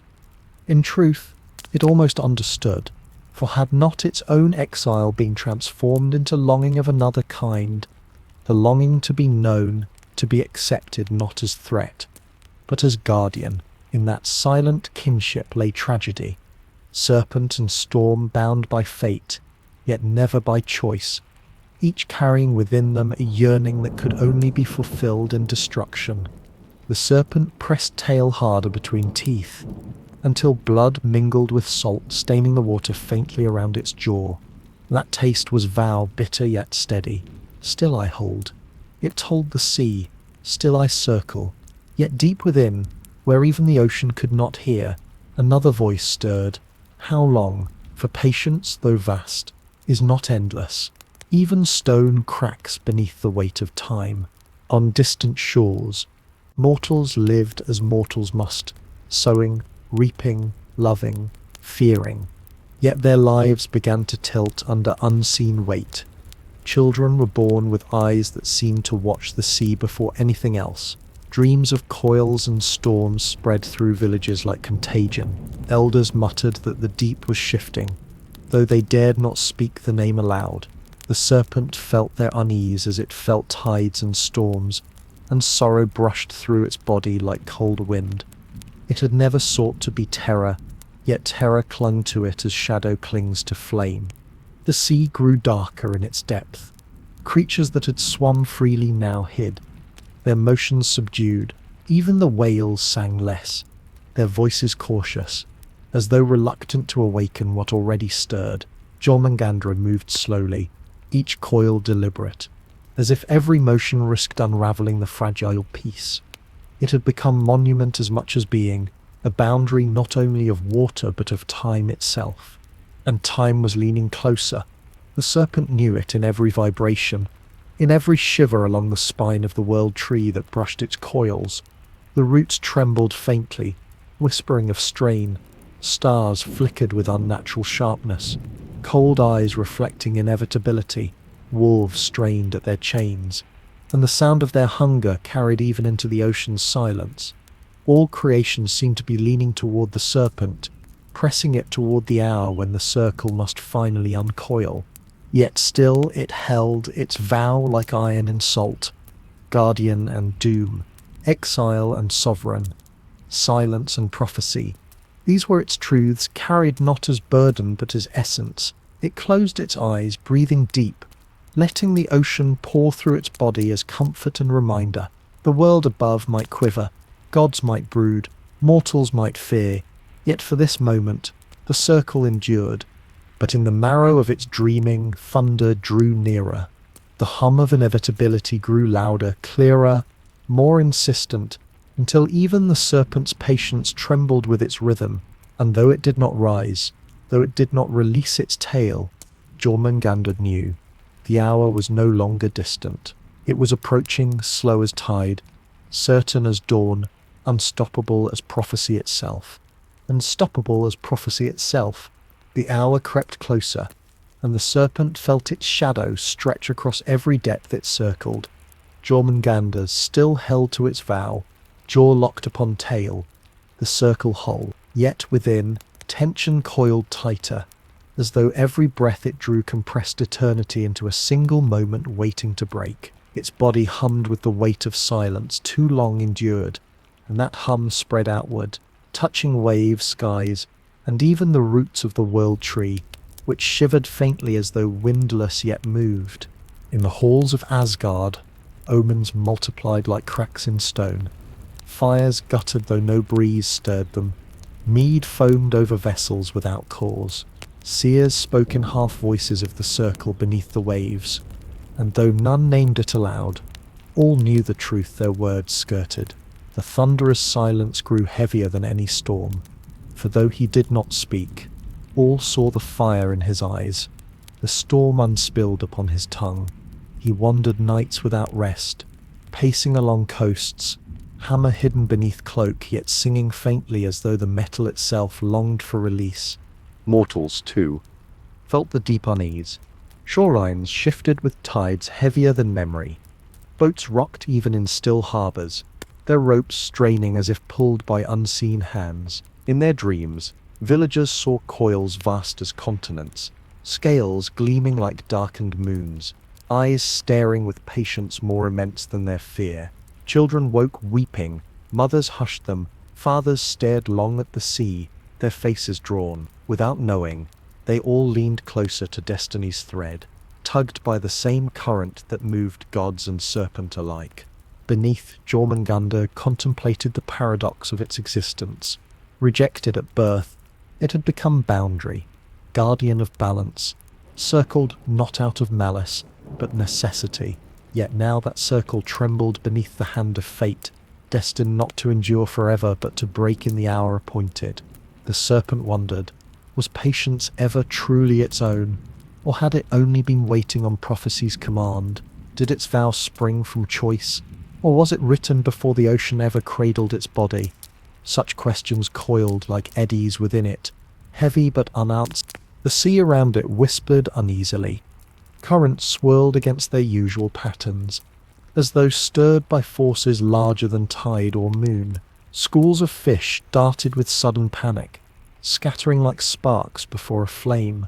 Even the whales sang strangely, their low voices rising in mournful crescendos that echoed through trenches.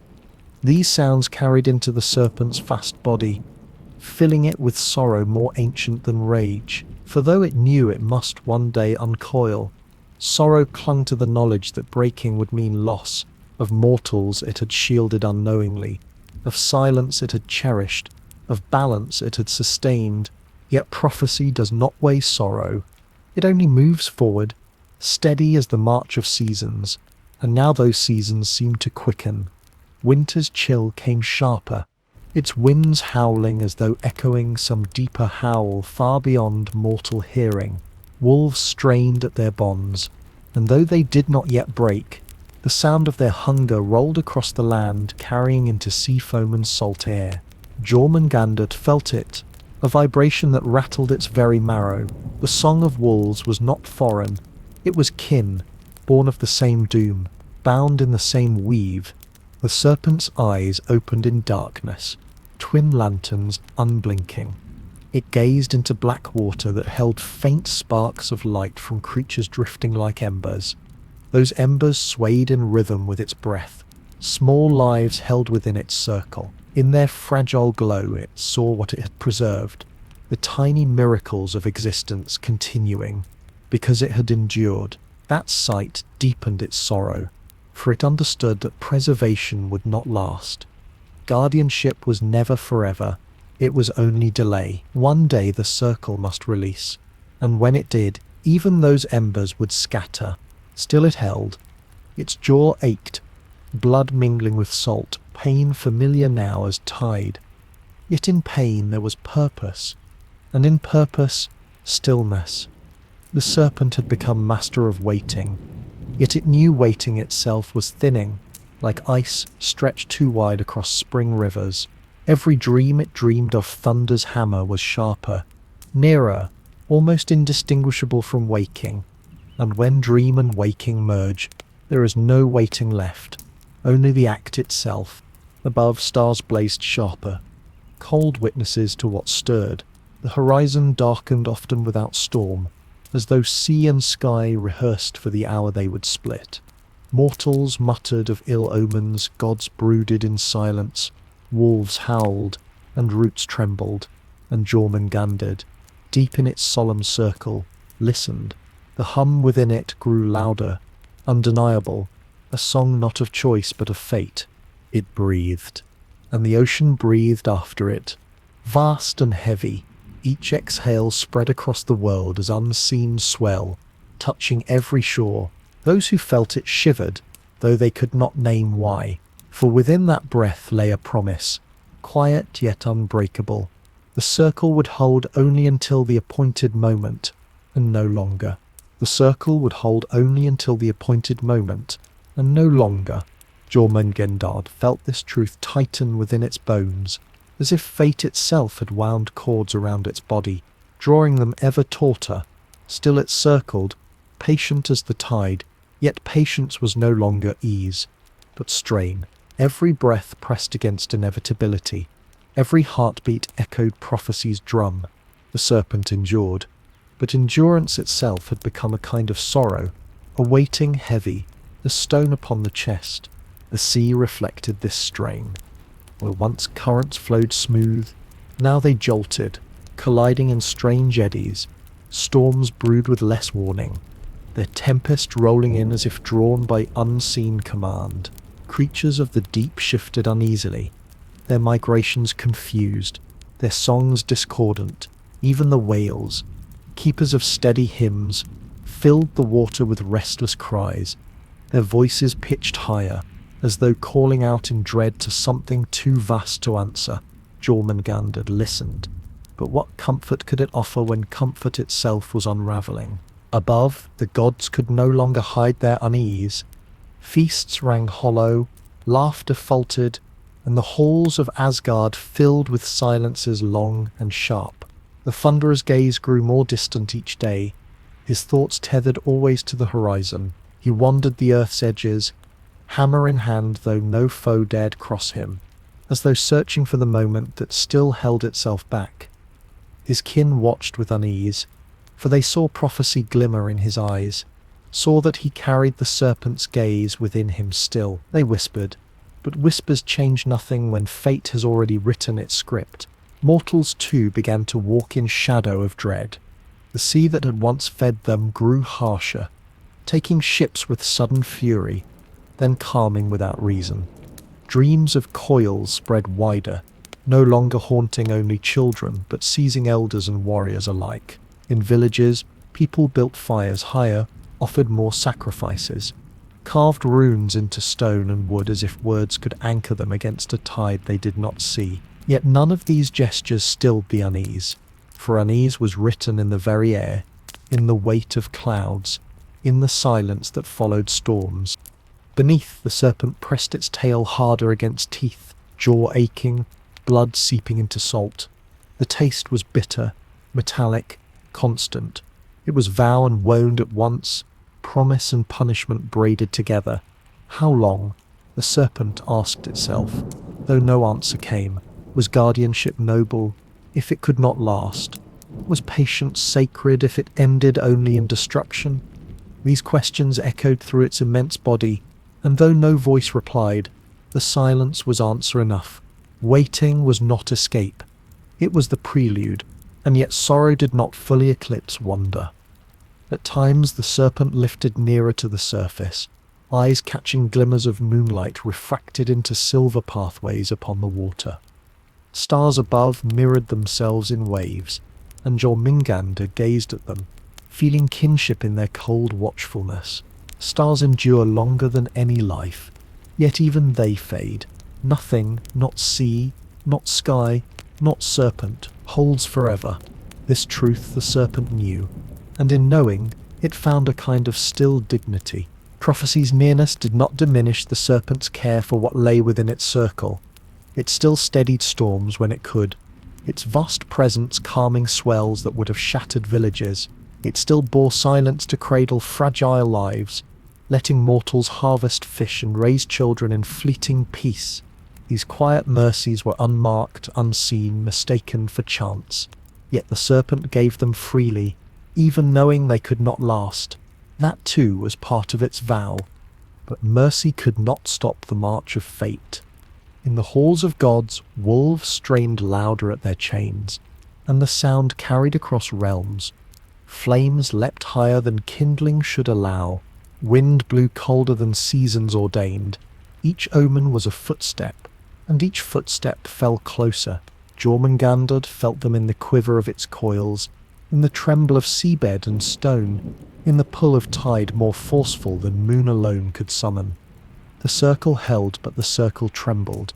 The serpent closed its eyes, vast lids heavy with centuries. In its dreaming it saw again the thunderer, hammer raised, storms unravelling across sea and sky.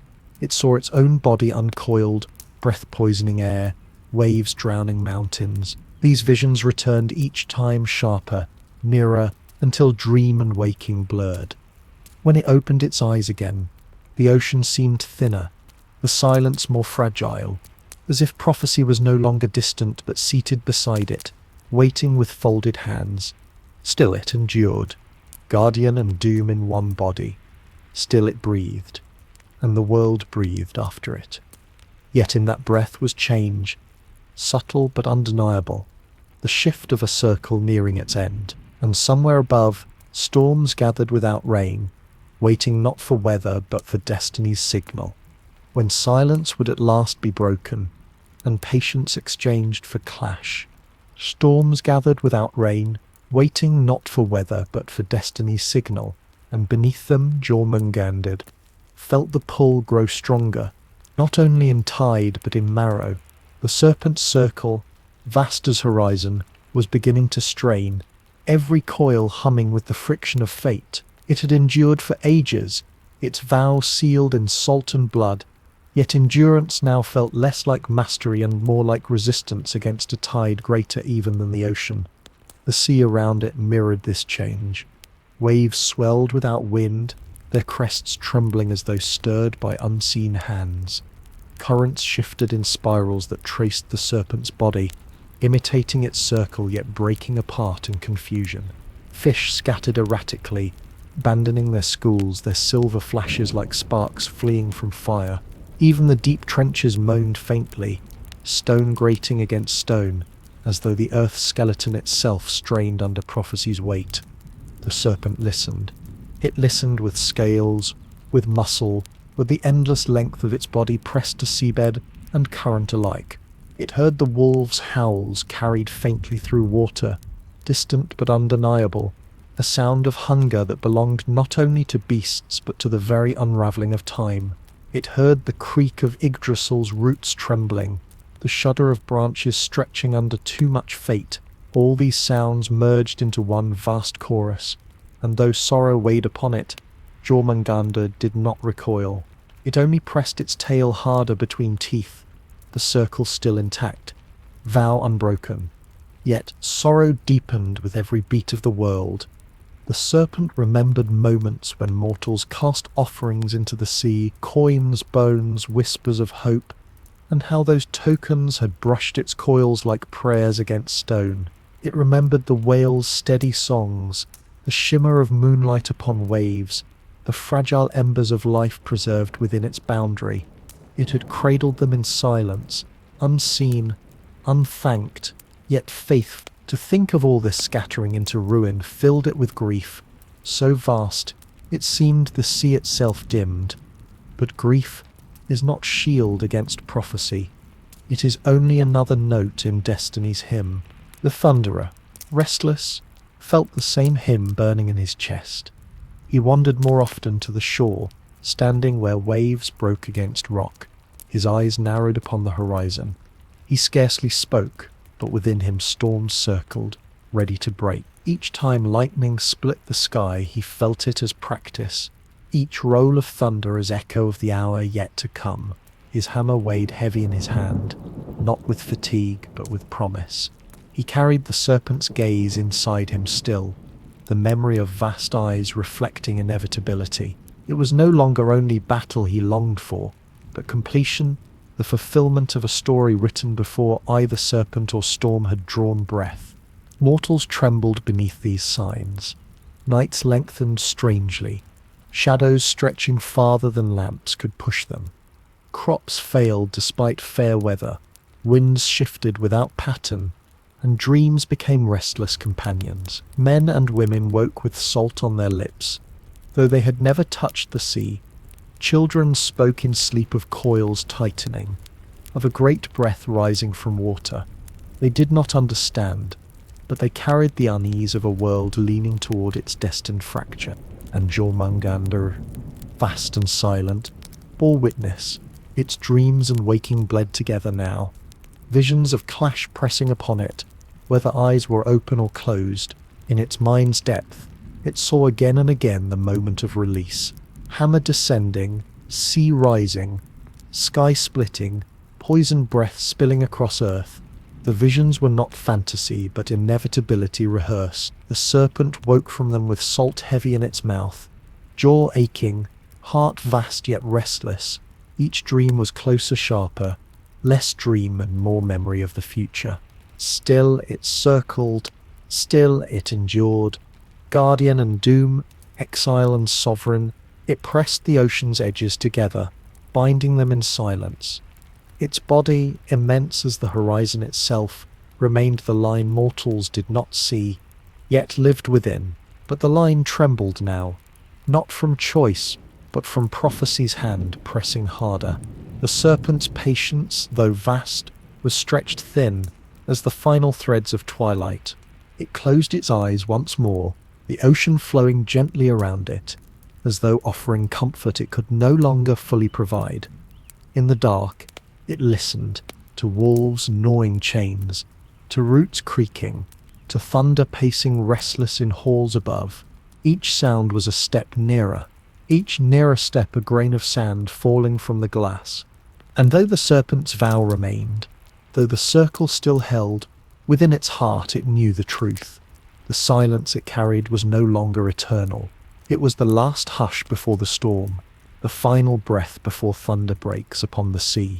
The final breath before thunder breaks upon the sea drew nearer, and the world shivered beneath its weight. Jormungandr circled still, the patient boundary of Midgard, but its body trembled with the closeness of release. The circle, once symbol of guardianship, now felt like a drawn bow, string pulled taut, awaiting only the arrow's flight. Silence pressed heavy in the deep, a silence not of peace but of expectation, the kind that gathers before sky is split by storm. The ocean darkened in sympathy. Currents no longer flowed with rhythm, but churned in spirals, mimicking the serpent's tightening body. Waves struck cliffs with unseasoned fury. Though no wind drove them, creatures of the sea hid themselves in trenches, their usual wandering stilled, as if they too knew the hour approached. Even the whales, eternal singers of the deep, hushed their hymns, leaving the waters empty of sound, save for the slow heartbeat of prophecy, echoing in Jormungandr's immense frame. Above, omens grew undeniable. Wolves howled longer, their chains clattering like drums of doom. The sky turned crimson at dawn, its colours unnatural, as though stained by blood not yet shed. Stars fell from their courses, streaking across the night in silent fire, their paths unravelling, as threads torn from a great tapestry. Mortals saw these signs and quaked. Villagers gathered at shores to pray, though their voices faltered, for the sea gave no answer but a heavy sigh that rolled outward, vast and foreboding. In Asgard, silence thickened even in the golden hall. Feasts lay untouched, mead unlifted. Gods who once spoke with jest now murmured in low tones, as if fearing to wake what already stirred. Yet one god did not fear waking. The Thunderer's eyes blazed with certainty. He knew the signs, felt them as intimately as the serpent did. His hammer throbbed in his hand, lightning dancing along its edge. Even in still air, He walked the halls with restless strides, each step a storm barely contained. His kin watched him, torn between dread and admiration, for within his silence lived the fire of inevitability. Jormungandr felt that fire as clearly as it felt tides. The storm and the serpent were bound, each the other's shadow, each incomplete without the destined clash. The serpent did not hate the thunderer in truth, it understood him, for both bore burdens they had not chosen. One carried the weight of guardianship, the other the weight of justice. Their meeting was no quarrel of pride, but a reckoning written into the bones of the world. To uncoil was not desire, but necessity. To strike was not choice, but fulfillment. The serpent pressed its tail harder between teeth, jaw bleeding steadily, thou unbroken yet shaking. Its eyes opened, twin lanterns glowing in the abyss, watching darkness ripple with faint sparks of light. Small creatures swam there, glowing softly as stars adrift, fragile lives continuing within the circle it had held. Jormungandr gazed at them with something like tenderness, sorrow pooling in its vast body. It had shielded them unknowingly, held the world within its silence. Soon it knew, even this fragile mercy would scatter, undone in the storm of destiny. Prophecy gave no mercy in return. Dreams and waking were one now. Visions of hammer and coil pressing upon the serpent, whether asleep or vigilant. It saw the sea rise like walls, saw lightning pierce waves, saw its own venom spread across air, darkening sky and soil. It did not flinch from these visions. They were no longer dreams, but memories of what had yet to happen. To resist them was to resist the tide itself. Yet within its vast chest lingered sorrow, not for itself, but for what must be lost so that prophecy might be whole. Above, mortals felt the world tilt. Farmers watched fields shrivel under skies too heavy with silence. Warriors sharpened blades with trembling hands. Though no blade could cut fate, mothers drew children close, whispering of gods who protect. Though their own hearts faltered, all knew, though none could name it, something vast and unseen was moving, and when it rose, the world would never be the same. Jormungandr lifted its head slightly, higher than before, until moonlight glimmered faint upon its scales. To those few who glimpsed it, the sight froze breath in their lungs. They saw not monster but horizon alive, boundary revealed, patience incarnate. Some fell to their knees, others turned away in terror, but all carried the image into memory, etched forever in their lineage. The serpent sank again, leaving only ripples, but the world above stirred with awe and dread that would not fade.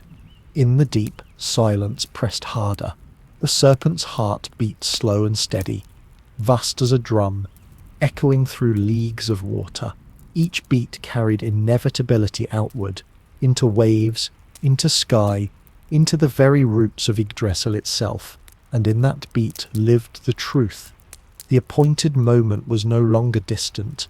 It was rising, certain, vast, unstoppable, like the serpent itself uncoiling through eternity. It was rising, certain, vast, unstoppable, like the serpent itself uncoiling through eternity. Though Jormungandr had still clenched its tail, the pressure in its jaw had become unbearable, and the ache spread like fire along its endless body. The vow had not broken, but it strained like iron heated too long, glowing red, threatening to bend. The sea pressed heavy upon the serpent, not as comfort, but as burden, for even the ocean seemed unable now to contain the weight of destiny. Currents raged without wind, spiraling in whirlpools that swallowed boats and dragged them into silence. Storms rolled across the horizon, their lightning crackling with unnatural hunger. Mortals caught in these tempests cried out to gods who did not answer. Their voices, carried by the salt wind, reached faintly into the deep, brushing against the serpent's vast body. Jormungandr felt them as it felt the tides, small, trembling, desperate. It did not despise them. Instead, sorrow rippled through it, sorrow that these fragile lives would be swept into prophecy's flood. The serpent dreamed again, though dream and waking were one. In its vision it rose fully from the sea, its body arcing higher than mountains, coils casting shadows across continents. The thunderer stood upon a shore, hammer blazing, lightning running from sky to sea through his arm. Their eyes met, storm and silence, fire and depth, and the world split beneath their gaze. Jormungandr tasted its own venom in the air, thick and black, spreading across sky and land.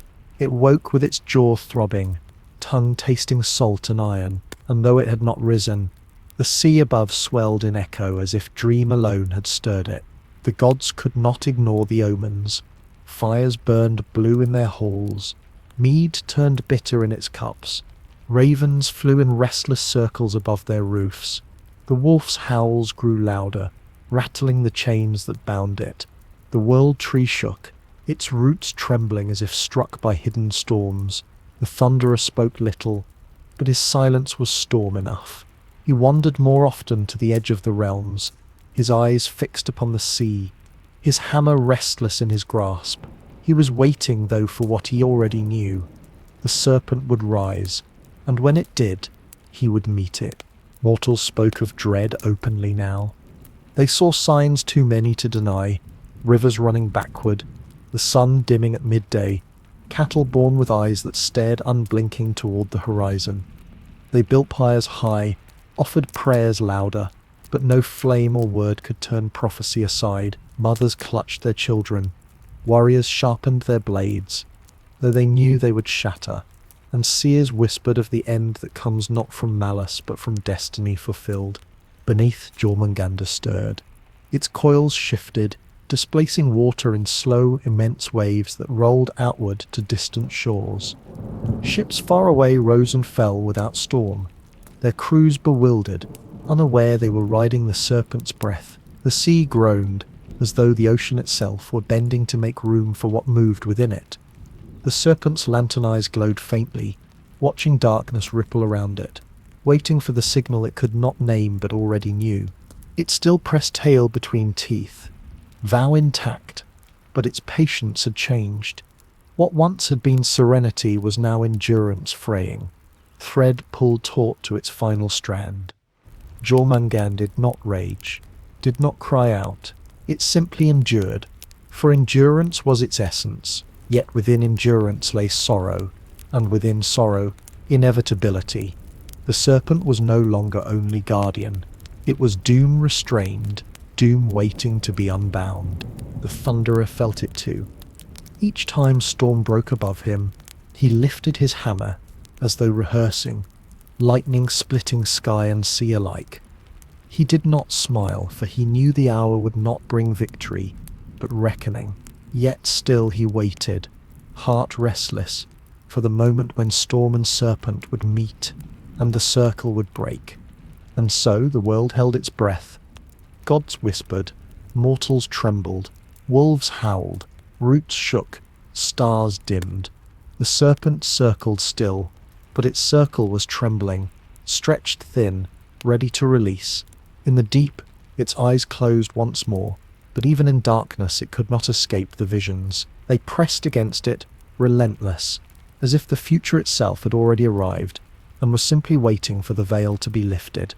The serpent exhaled, and the sea above lifted in a swell that touched every shore. Those who felt it paused, their hearts tightening, as though they had heard a whisper too vast for words. For in that breath lay the truth. The uncoiling was no longer a question of if, but when, and when was close as the next breath of storm. As close as the next breath of storm, the world waited on that threshold. The serpent circled still, but the motion had grown heavy, each turn of its vast body reverberating through sea and stone. The vow endured, tail clenched between teeth. Yet what once had been strength now quivered like a rope pulled too tight. In its immense chest, silence deepened until it was no longer sanctuary but tension itself, a silence poised to shatter. The ocean reflected this strain. Waves swelled higher than ships could bear, even on days without wind. Tides rose unexpectedly, flooding shores, then withdrew in sudden retreats that left boats stranded on sand. Creatures of the deep fled upward, breaking the surface in confusion, as though abandoning the abyss they had always called home. The sea no longer soothed. It groaned with prophecy, carrying the serpent's unrest into every current. Mortals trembled beneath this weight. They spoke of strange lights flickering beneath the water at night, of shadows too vast to belong to any storm. Dreams of coils spread across villages like shared memory, leaving entire communities waking in fright. Priests carved runes of warding. Mothers braided charms into their children's hair, but no token could soothe the unease. Even those who had never seen the sea now feared it, for its presence reached inland, carried in the air, heavy and sharp, as if salt itself bore the taste of destiny. In Asgard, no feasting could banish dread. The gods grew restless, their laughter forced, their silence louder still. The Thunderer alone did not mask his unrest. His gaze turned ceaselessly to the horizon, and in his hands the hammer pulsed with lightning that could not be contained. He remembered the serpent's eye, vast and solemn, and knew it would not be long before he saw it again. Not in secret, but before all the world. His kin watched him, torn between hope that he would triumph and fear of the ruin such triumph would cost. And far below, Jormungandr felt the same certainty. It had never sought to rise before its hour, yet now its body thrummed with the call, every coil vibrating with destiny's hum. Dreams pressed harder, no longer visions to be endured, but commands to be obeyed. The serpent saw itself towering above the sea, venom pouring from its fangs, waves devouring coastlines, the Thunderer's hammer breaking against its flesh. It saw the world split, not as choice, but as truth, each dream carved deeper, until waking itself felt like prophecy unfolding, yet sorrow lingered. The serpent thought of mortals who laughed by their fires, of children who slept without knowing how fragile their peace was. It thought of whales who once sang to it, of glowing creatures drifting like stars in the dark, of the ocean's own quiet embrace. All of it would scatter, dissolved by storm and poison. Jormungandr did not crave this ruin, but it could not deny it. To be what it was meant, destruction, to hold the circle forever, was impossible. Guardianship had always been delay, never escape. The wolves howled louder now, their chains rattling like thunder in iron. Yggdrasil shuddered through root and branch, its tremors echoing even in the abyss. Stars faltered in their courses, dimming as though unwilling to watch what was to come. These signs gathered into one vast chorus, and the serpent's vow trembled with them, ready to break. It pressed its tail harder, blood clouding the water in crimson spirals. But even that pain could not silence the pull. The Thunderer felt it too. Each storm he summoned struck fiercer, lightning clawing sky as though impatient. He spoke little, but when he lifted his hammer, sparks leapt before it touched the air, eager for the battle they had long awaited. He walked the halls of Asgard like a storm caged in flesh, waiting only for the moment when fate would open the gate. And the moment was close. The serpent stirred, its head rising higher within the dark, eyes glowing faintly, their light spreading through leagues of water. Above, the surface bulged, waves swelling outward in a great ring, reaching distant coasts. Sailors who felt the sudden heave dropped to their knees, whispering prayers they barely remembered.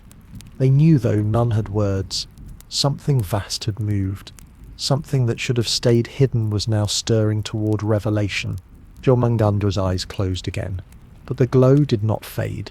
It lingered in the water, echo of its gaze, warning of its rise.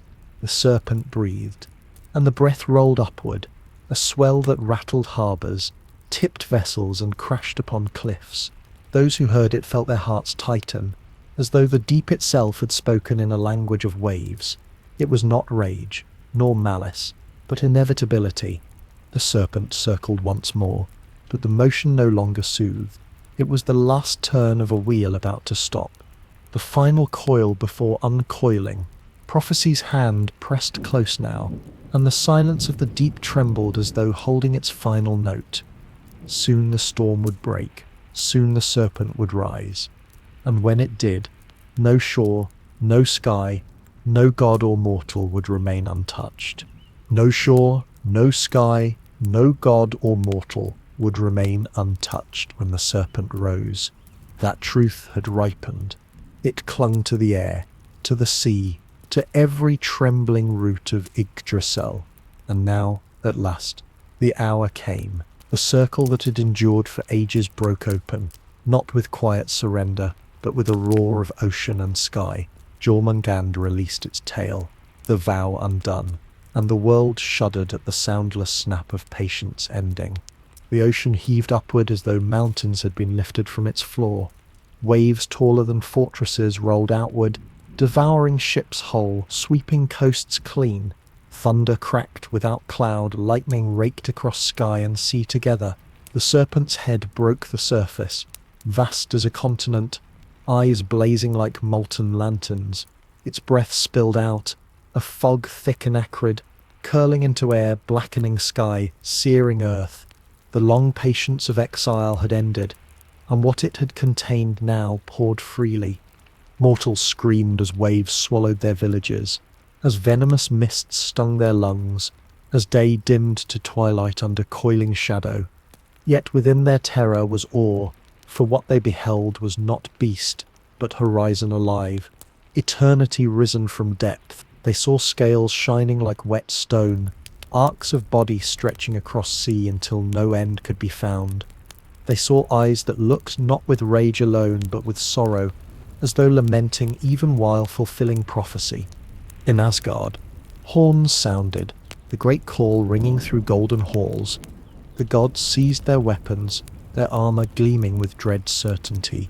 They had spoken of this hour, dreamed of it, feared it, and now it had come. The wolf howled, chains snapping.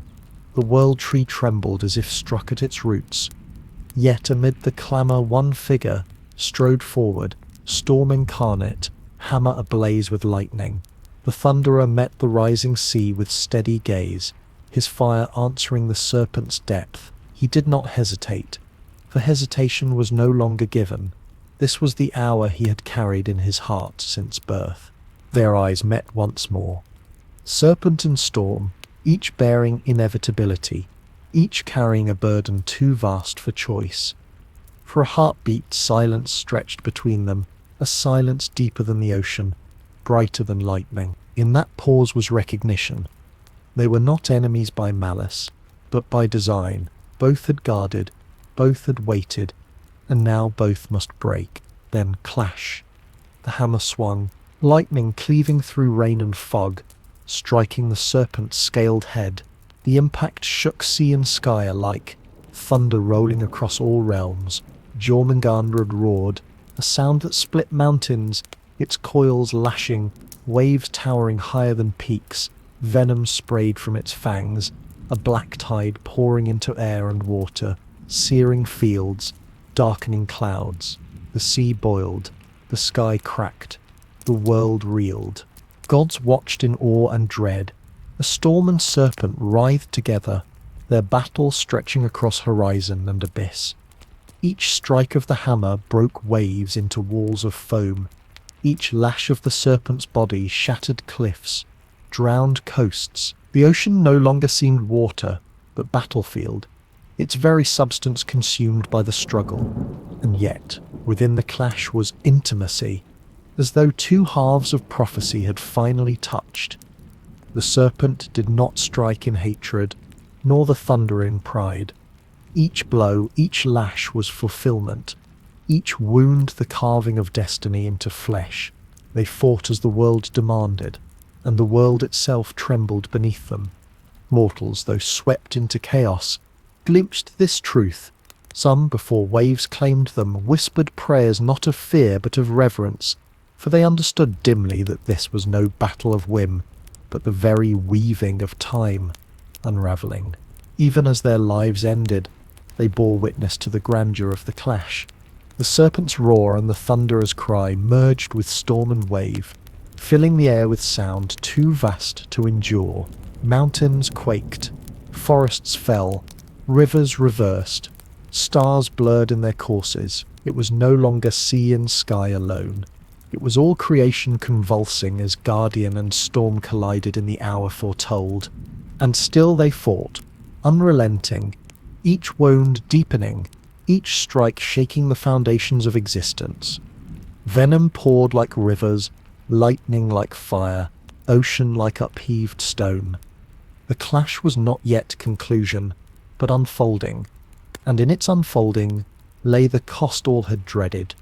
The serpent coiled higher, towering above waves, its eyes fixed upon the storm-bearer with sorrow as much as fury. The thunderer lifted his hammer once more, arm steady though his breath burned, his gaze fierce yet heavy with knowledge. Neither could falter, neither could stop.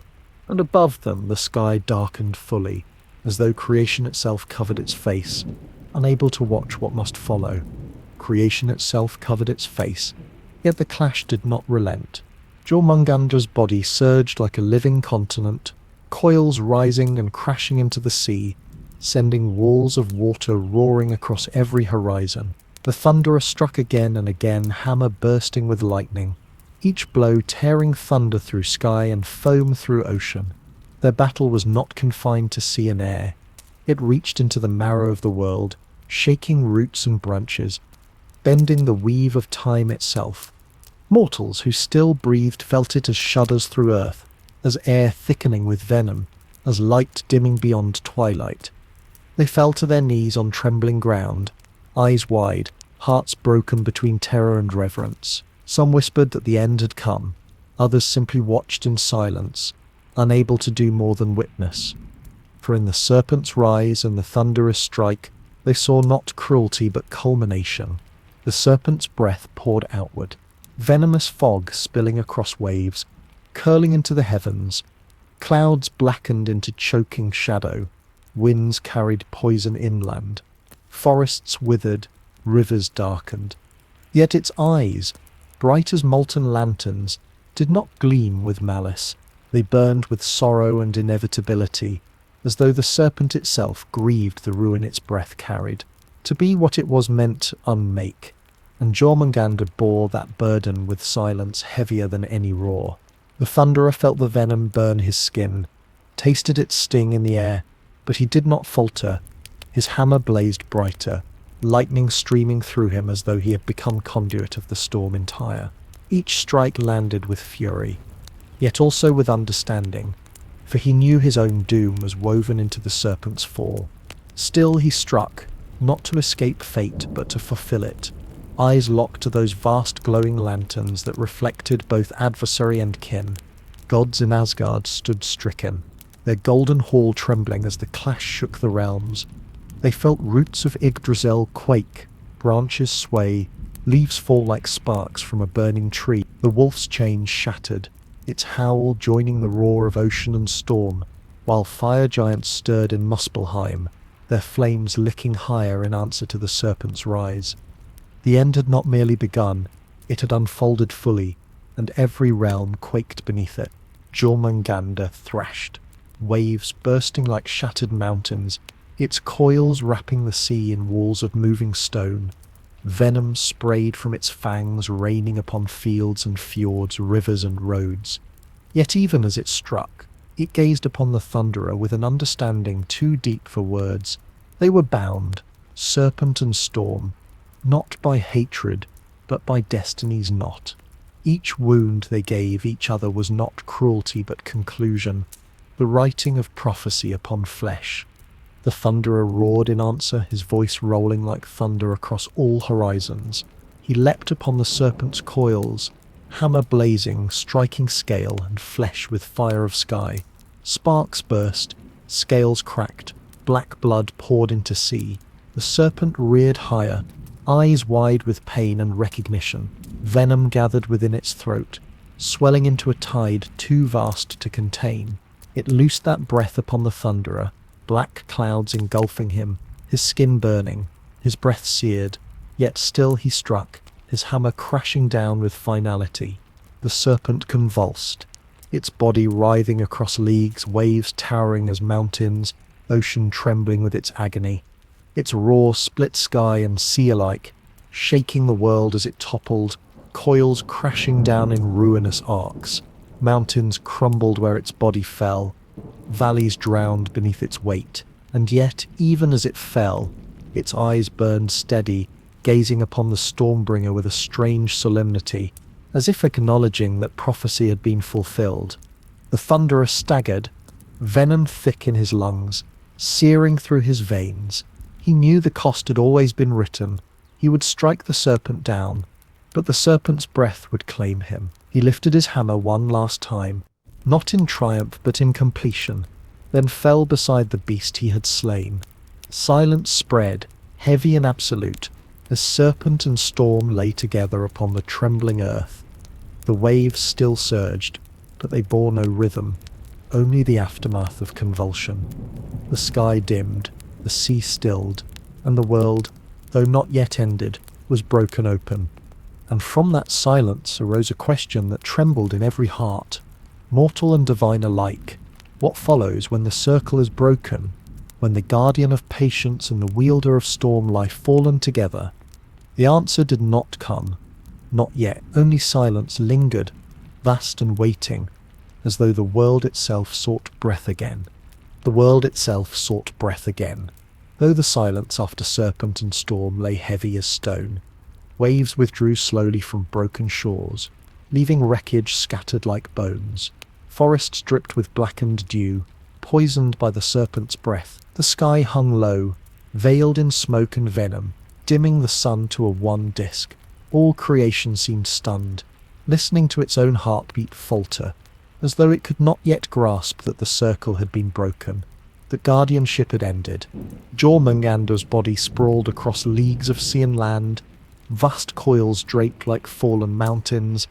Its scales dulled, its breath stilled. The eyes that once glowed like molten lanterns were dim, yet within their fading light lingered solemnity, as though even in death the Serpent bore dignity.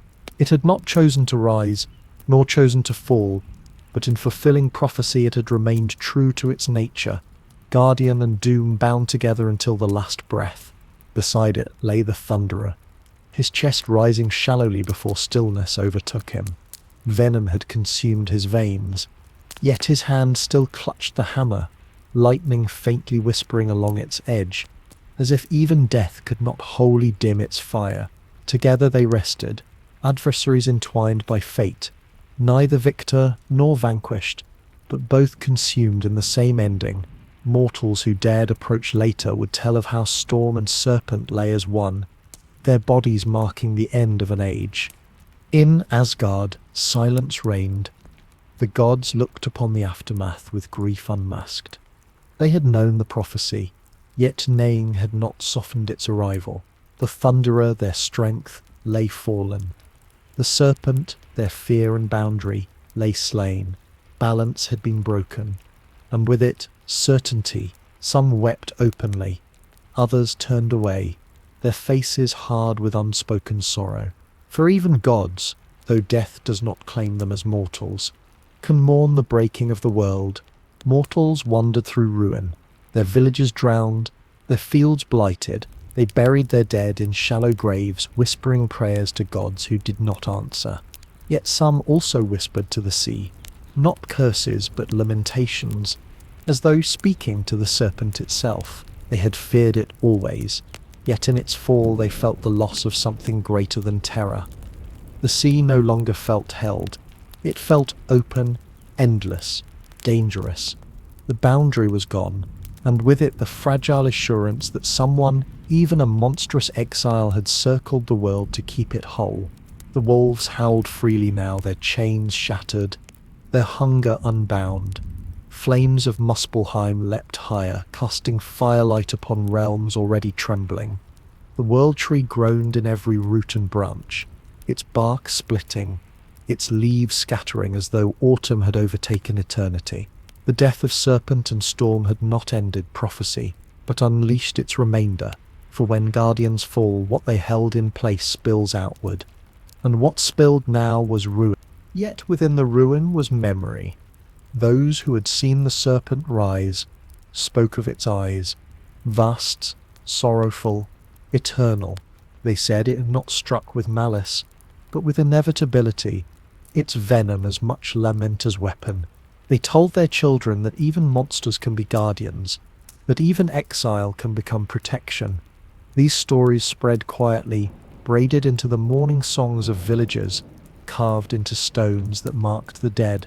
Thus memory softened terror, giving shape to reverence. And in Asgard, seers spoke in trembling voices of what must follow. The Thunderer's fall left silence where storm had been. The serpent's death left absence where boundary had endured. The circle was undone, and without circle the world would tilt until collapse. Yet some whispered that endings are not only ruin, that within the serpent's fall might lie seed for renewal, though renewal could only come after fire and flood. The ocean, emptied of its guardian, heaved restlessly. Its tides grew wilder, its storms less restrained, as though morning had made it reckless. Waves lashed against cliffs with no rhythm but grief, carrying wreckage far inland. The sea had always been the serpent's cradle, its ally in silence. Now bereft, it raged without anchor, spilling sorrow into every current. But deep in that sorrow lingered something quieter, a trace of vow. For though Jormungandr's body lay broken, the memory of its circle endured, woven into salt, into tide, into the breath of mortals who told its story. Memory is a kind of guardianship, softer than coils but no less binding, and even as wolves prowled and fire spread, the world whispered of the serpent still, as if its silence had left behind an echo that time itself could not erase. The silence grew heavier, yet within it glimmered faint possibility, as though the serpent's death was not only conclusion but threshold. For prophecy does not only destroy, it transforms, and though the world lay broken, somewhere within ruin the first faint seeds of renewal stirred, waiting for the moment to take root. Waiting for the moment to take root. The world lingered in its hush.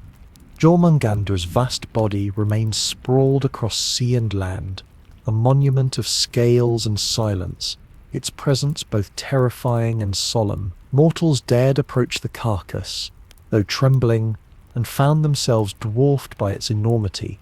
To walk upon a single scale was to tread upon something larger than memory, older than history, vaster than imagination. Some wept, others bowed, for even in death the serpent commanded awe. The gods too beheld it, though their gazes were burdened with grief. For all their power, they had not escaped prophecy.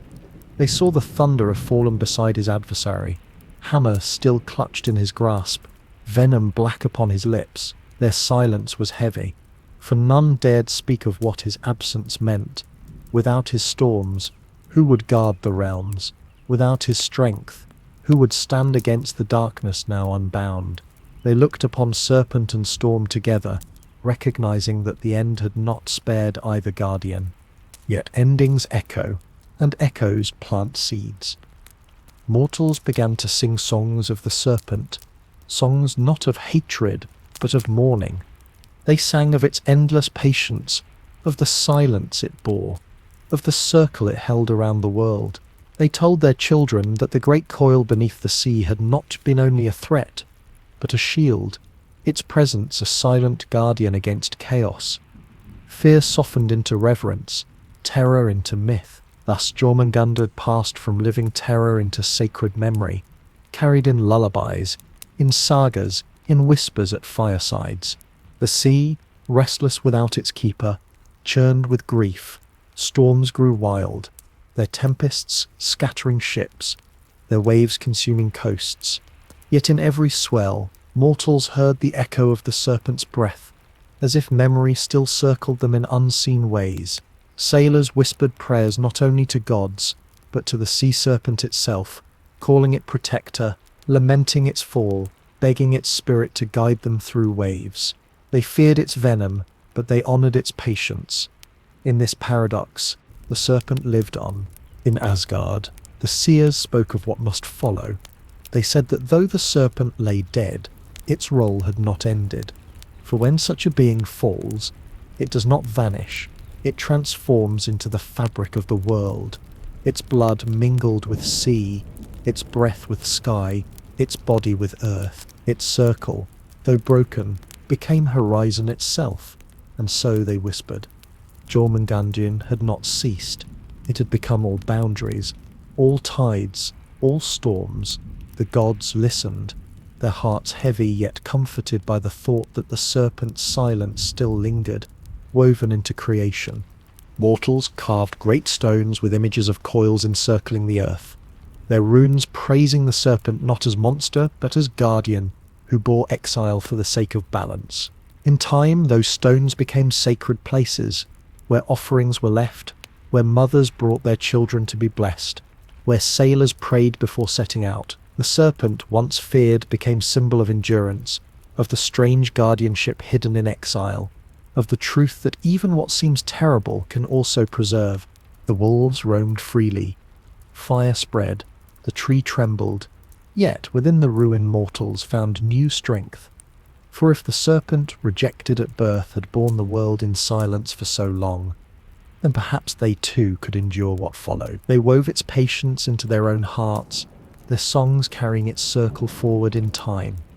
Thus Jormungandr lived, not in coils of flesh, but in circles of story, in the turning of tides, in the hush that follows storm. The serpent's eyes, though dim, seemed still to hold something in their depths. Some said they glowed faintly under moonlight, as though a spark of its essence lingered, unwilling to fade. Others whispered that its spirit sank back into the ocean, not destroyed but transformed, now one with the deep it had circled. Sailors swore that in calm nights they could feel its presence, as if a vast body still turned unseen beneath them, keeping the waters whole.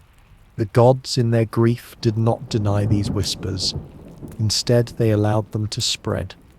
For they too knew that memory can bind as strongly as flesh, and in that memory serpent and storm remained guardians, even in death, their fall not erasing their legacy, but deepening it.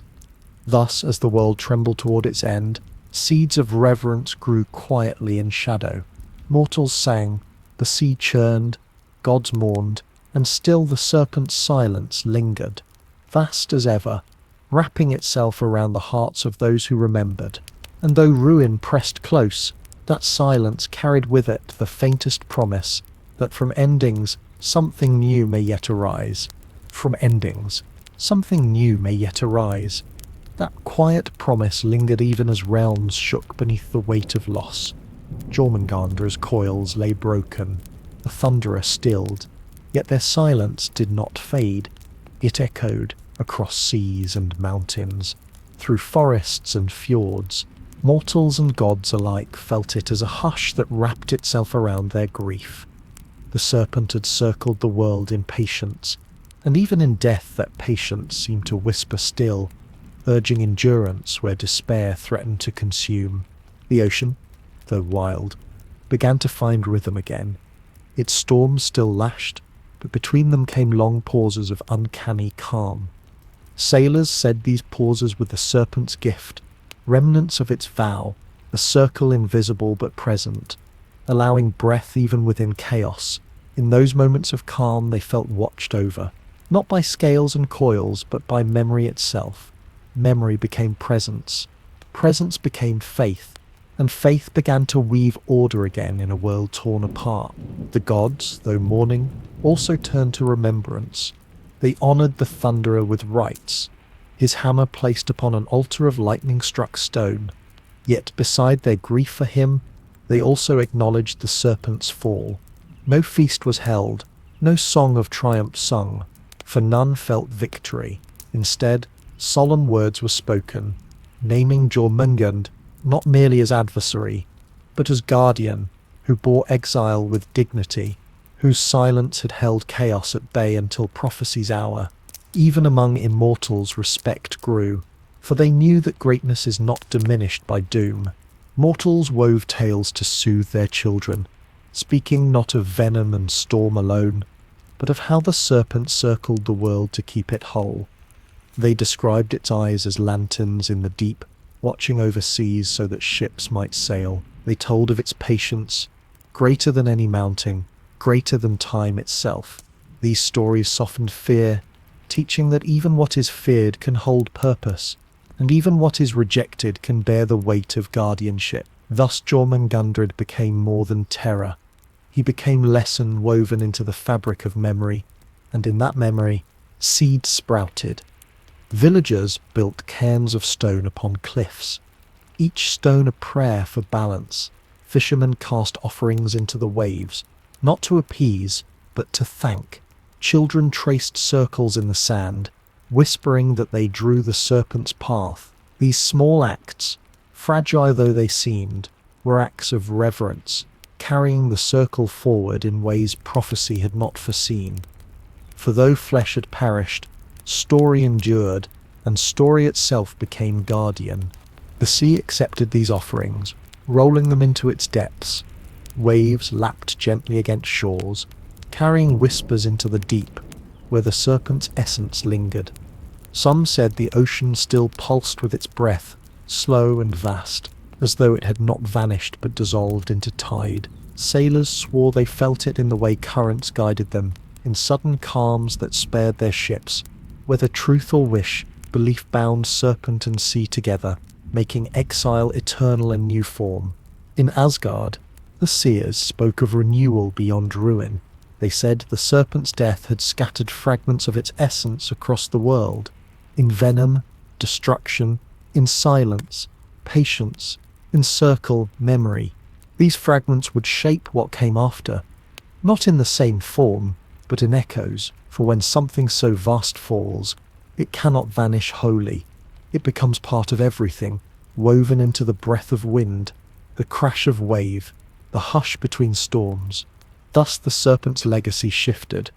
No longer only doom, no longer only terror, it became boundary, patience and remembrance.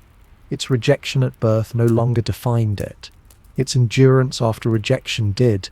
From silence came lesson, from exile came strength. Even gods whispered of this truth, for they too had seen its patience, its sorrow, its dignity. They too had felt that even in doom, there can be guardianship. And so the serpent lived on, not in body, but in the hush that follows storms, in the lull of waves between tides, in the circles mortals draw upon stone and sand. It became symbol, myth, lesson, guardian. From ruin it had left seed, and those seeds now waited, held quietly in the soil of memory, for the world to settle and grow again. But the world was not yet ready. Wolves prowled, fire spread, roots groaned, and shadows thickened across realms. Renewal lay ahead, but only through greater ruin. The serpent's silence lingered still, offering patience. But patience itself was tested as the fabric of creation strained further. The circle had broken, yet echoes remained, and in those echoes lay the question, could memory alone guard what body once had held? Could memory alone guard what body once had held? That question lingered in the silence after serpent and storm had fallen. The world still trembled. Wolves still prowled, fire still spread, roots still groaned, yet amid the ruin a strange stillness deepened. It was not the stillness of safety nor of peace, but of transformation, an in-between hush where endings and beginnings touched. And in that hush, Serpent's presence lingered, not in flesh, but in echo. Mortals who walked the broken shores felt it in the rhythm of waves. They saw coils in the curve of tide, lantern eyes in the shimmer of moonlight upon foam.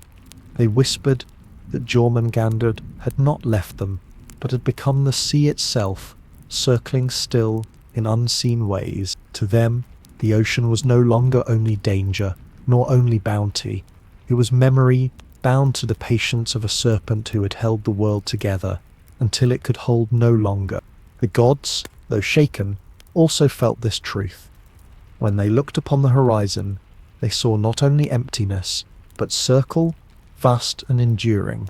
They remembered the serpent's silence, its long guardianship, its sorrowful eyes, and though prophecy had claimed both serpent and storm, they understood that guardianship had not ended. It had changed form.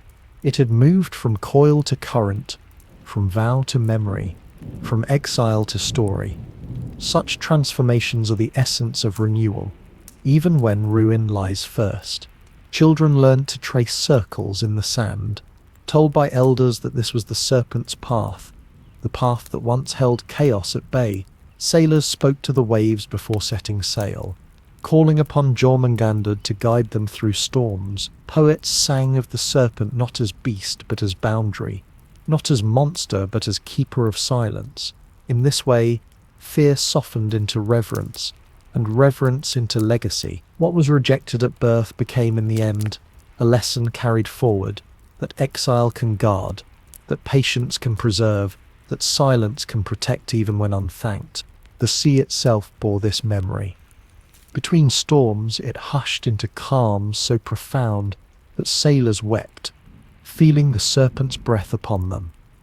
In whirlpools they saw the trace of its coils, in tides the rhythm of its circle, in salt the taste of its vow.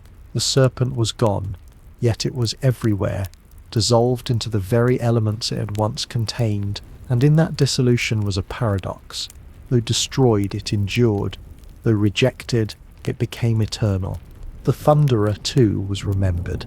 His hammer rested now as relic, but his clash with the serpent was not sung as victory. It was sung as fulfillment, as the final meeting of storm and silence, guardians who had carried burdens until prophecy demanded they break. Mortals and gods alike spoke of them together, serpent and storm, bound forever in the memory of their clash. Neither erased the other, each gave meaning to the other. Their story was circle within circle, echo within echo, patience and fire woven into one final act. And so the world, though scarred, found shape again. Not the same shape as before, never that, but a shape renewed by memory. For memory is itself a circle, binding past to present, holding lessons so they may guide what comes after.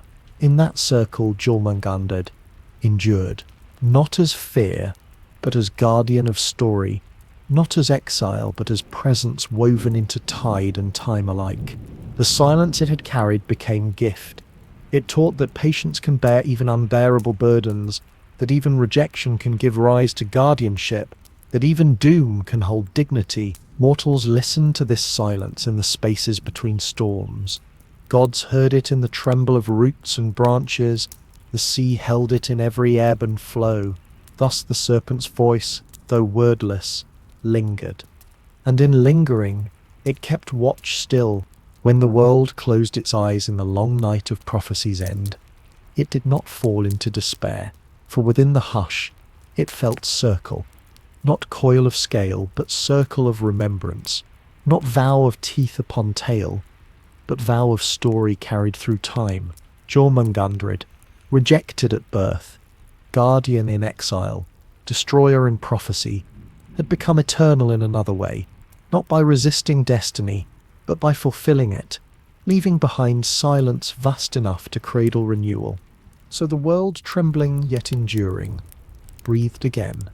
The serpent's memory circled it still, a boundary unseen but felt. And in that memory lay the quiet truth. Nothing that bears patience is ever wholly lost. What falls into sea may rise in tide. What breaks in silence may echo in song. What ends in prophecy may begin again in story. Thus Jormungandr rests, not beneath the waves but within them, guardian still, circle eternal, silence unbroken, patience everlasting. And though the world will always tremble, it will also always remember.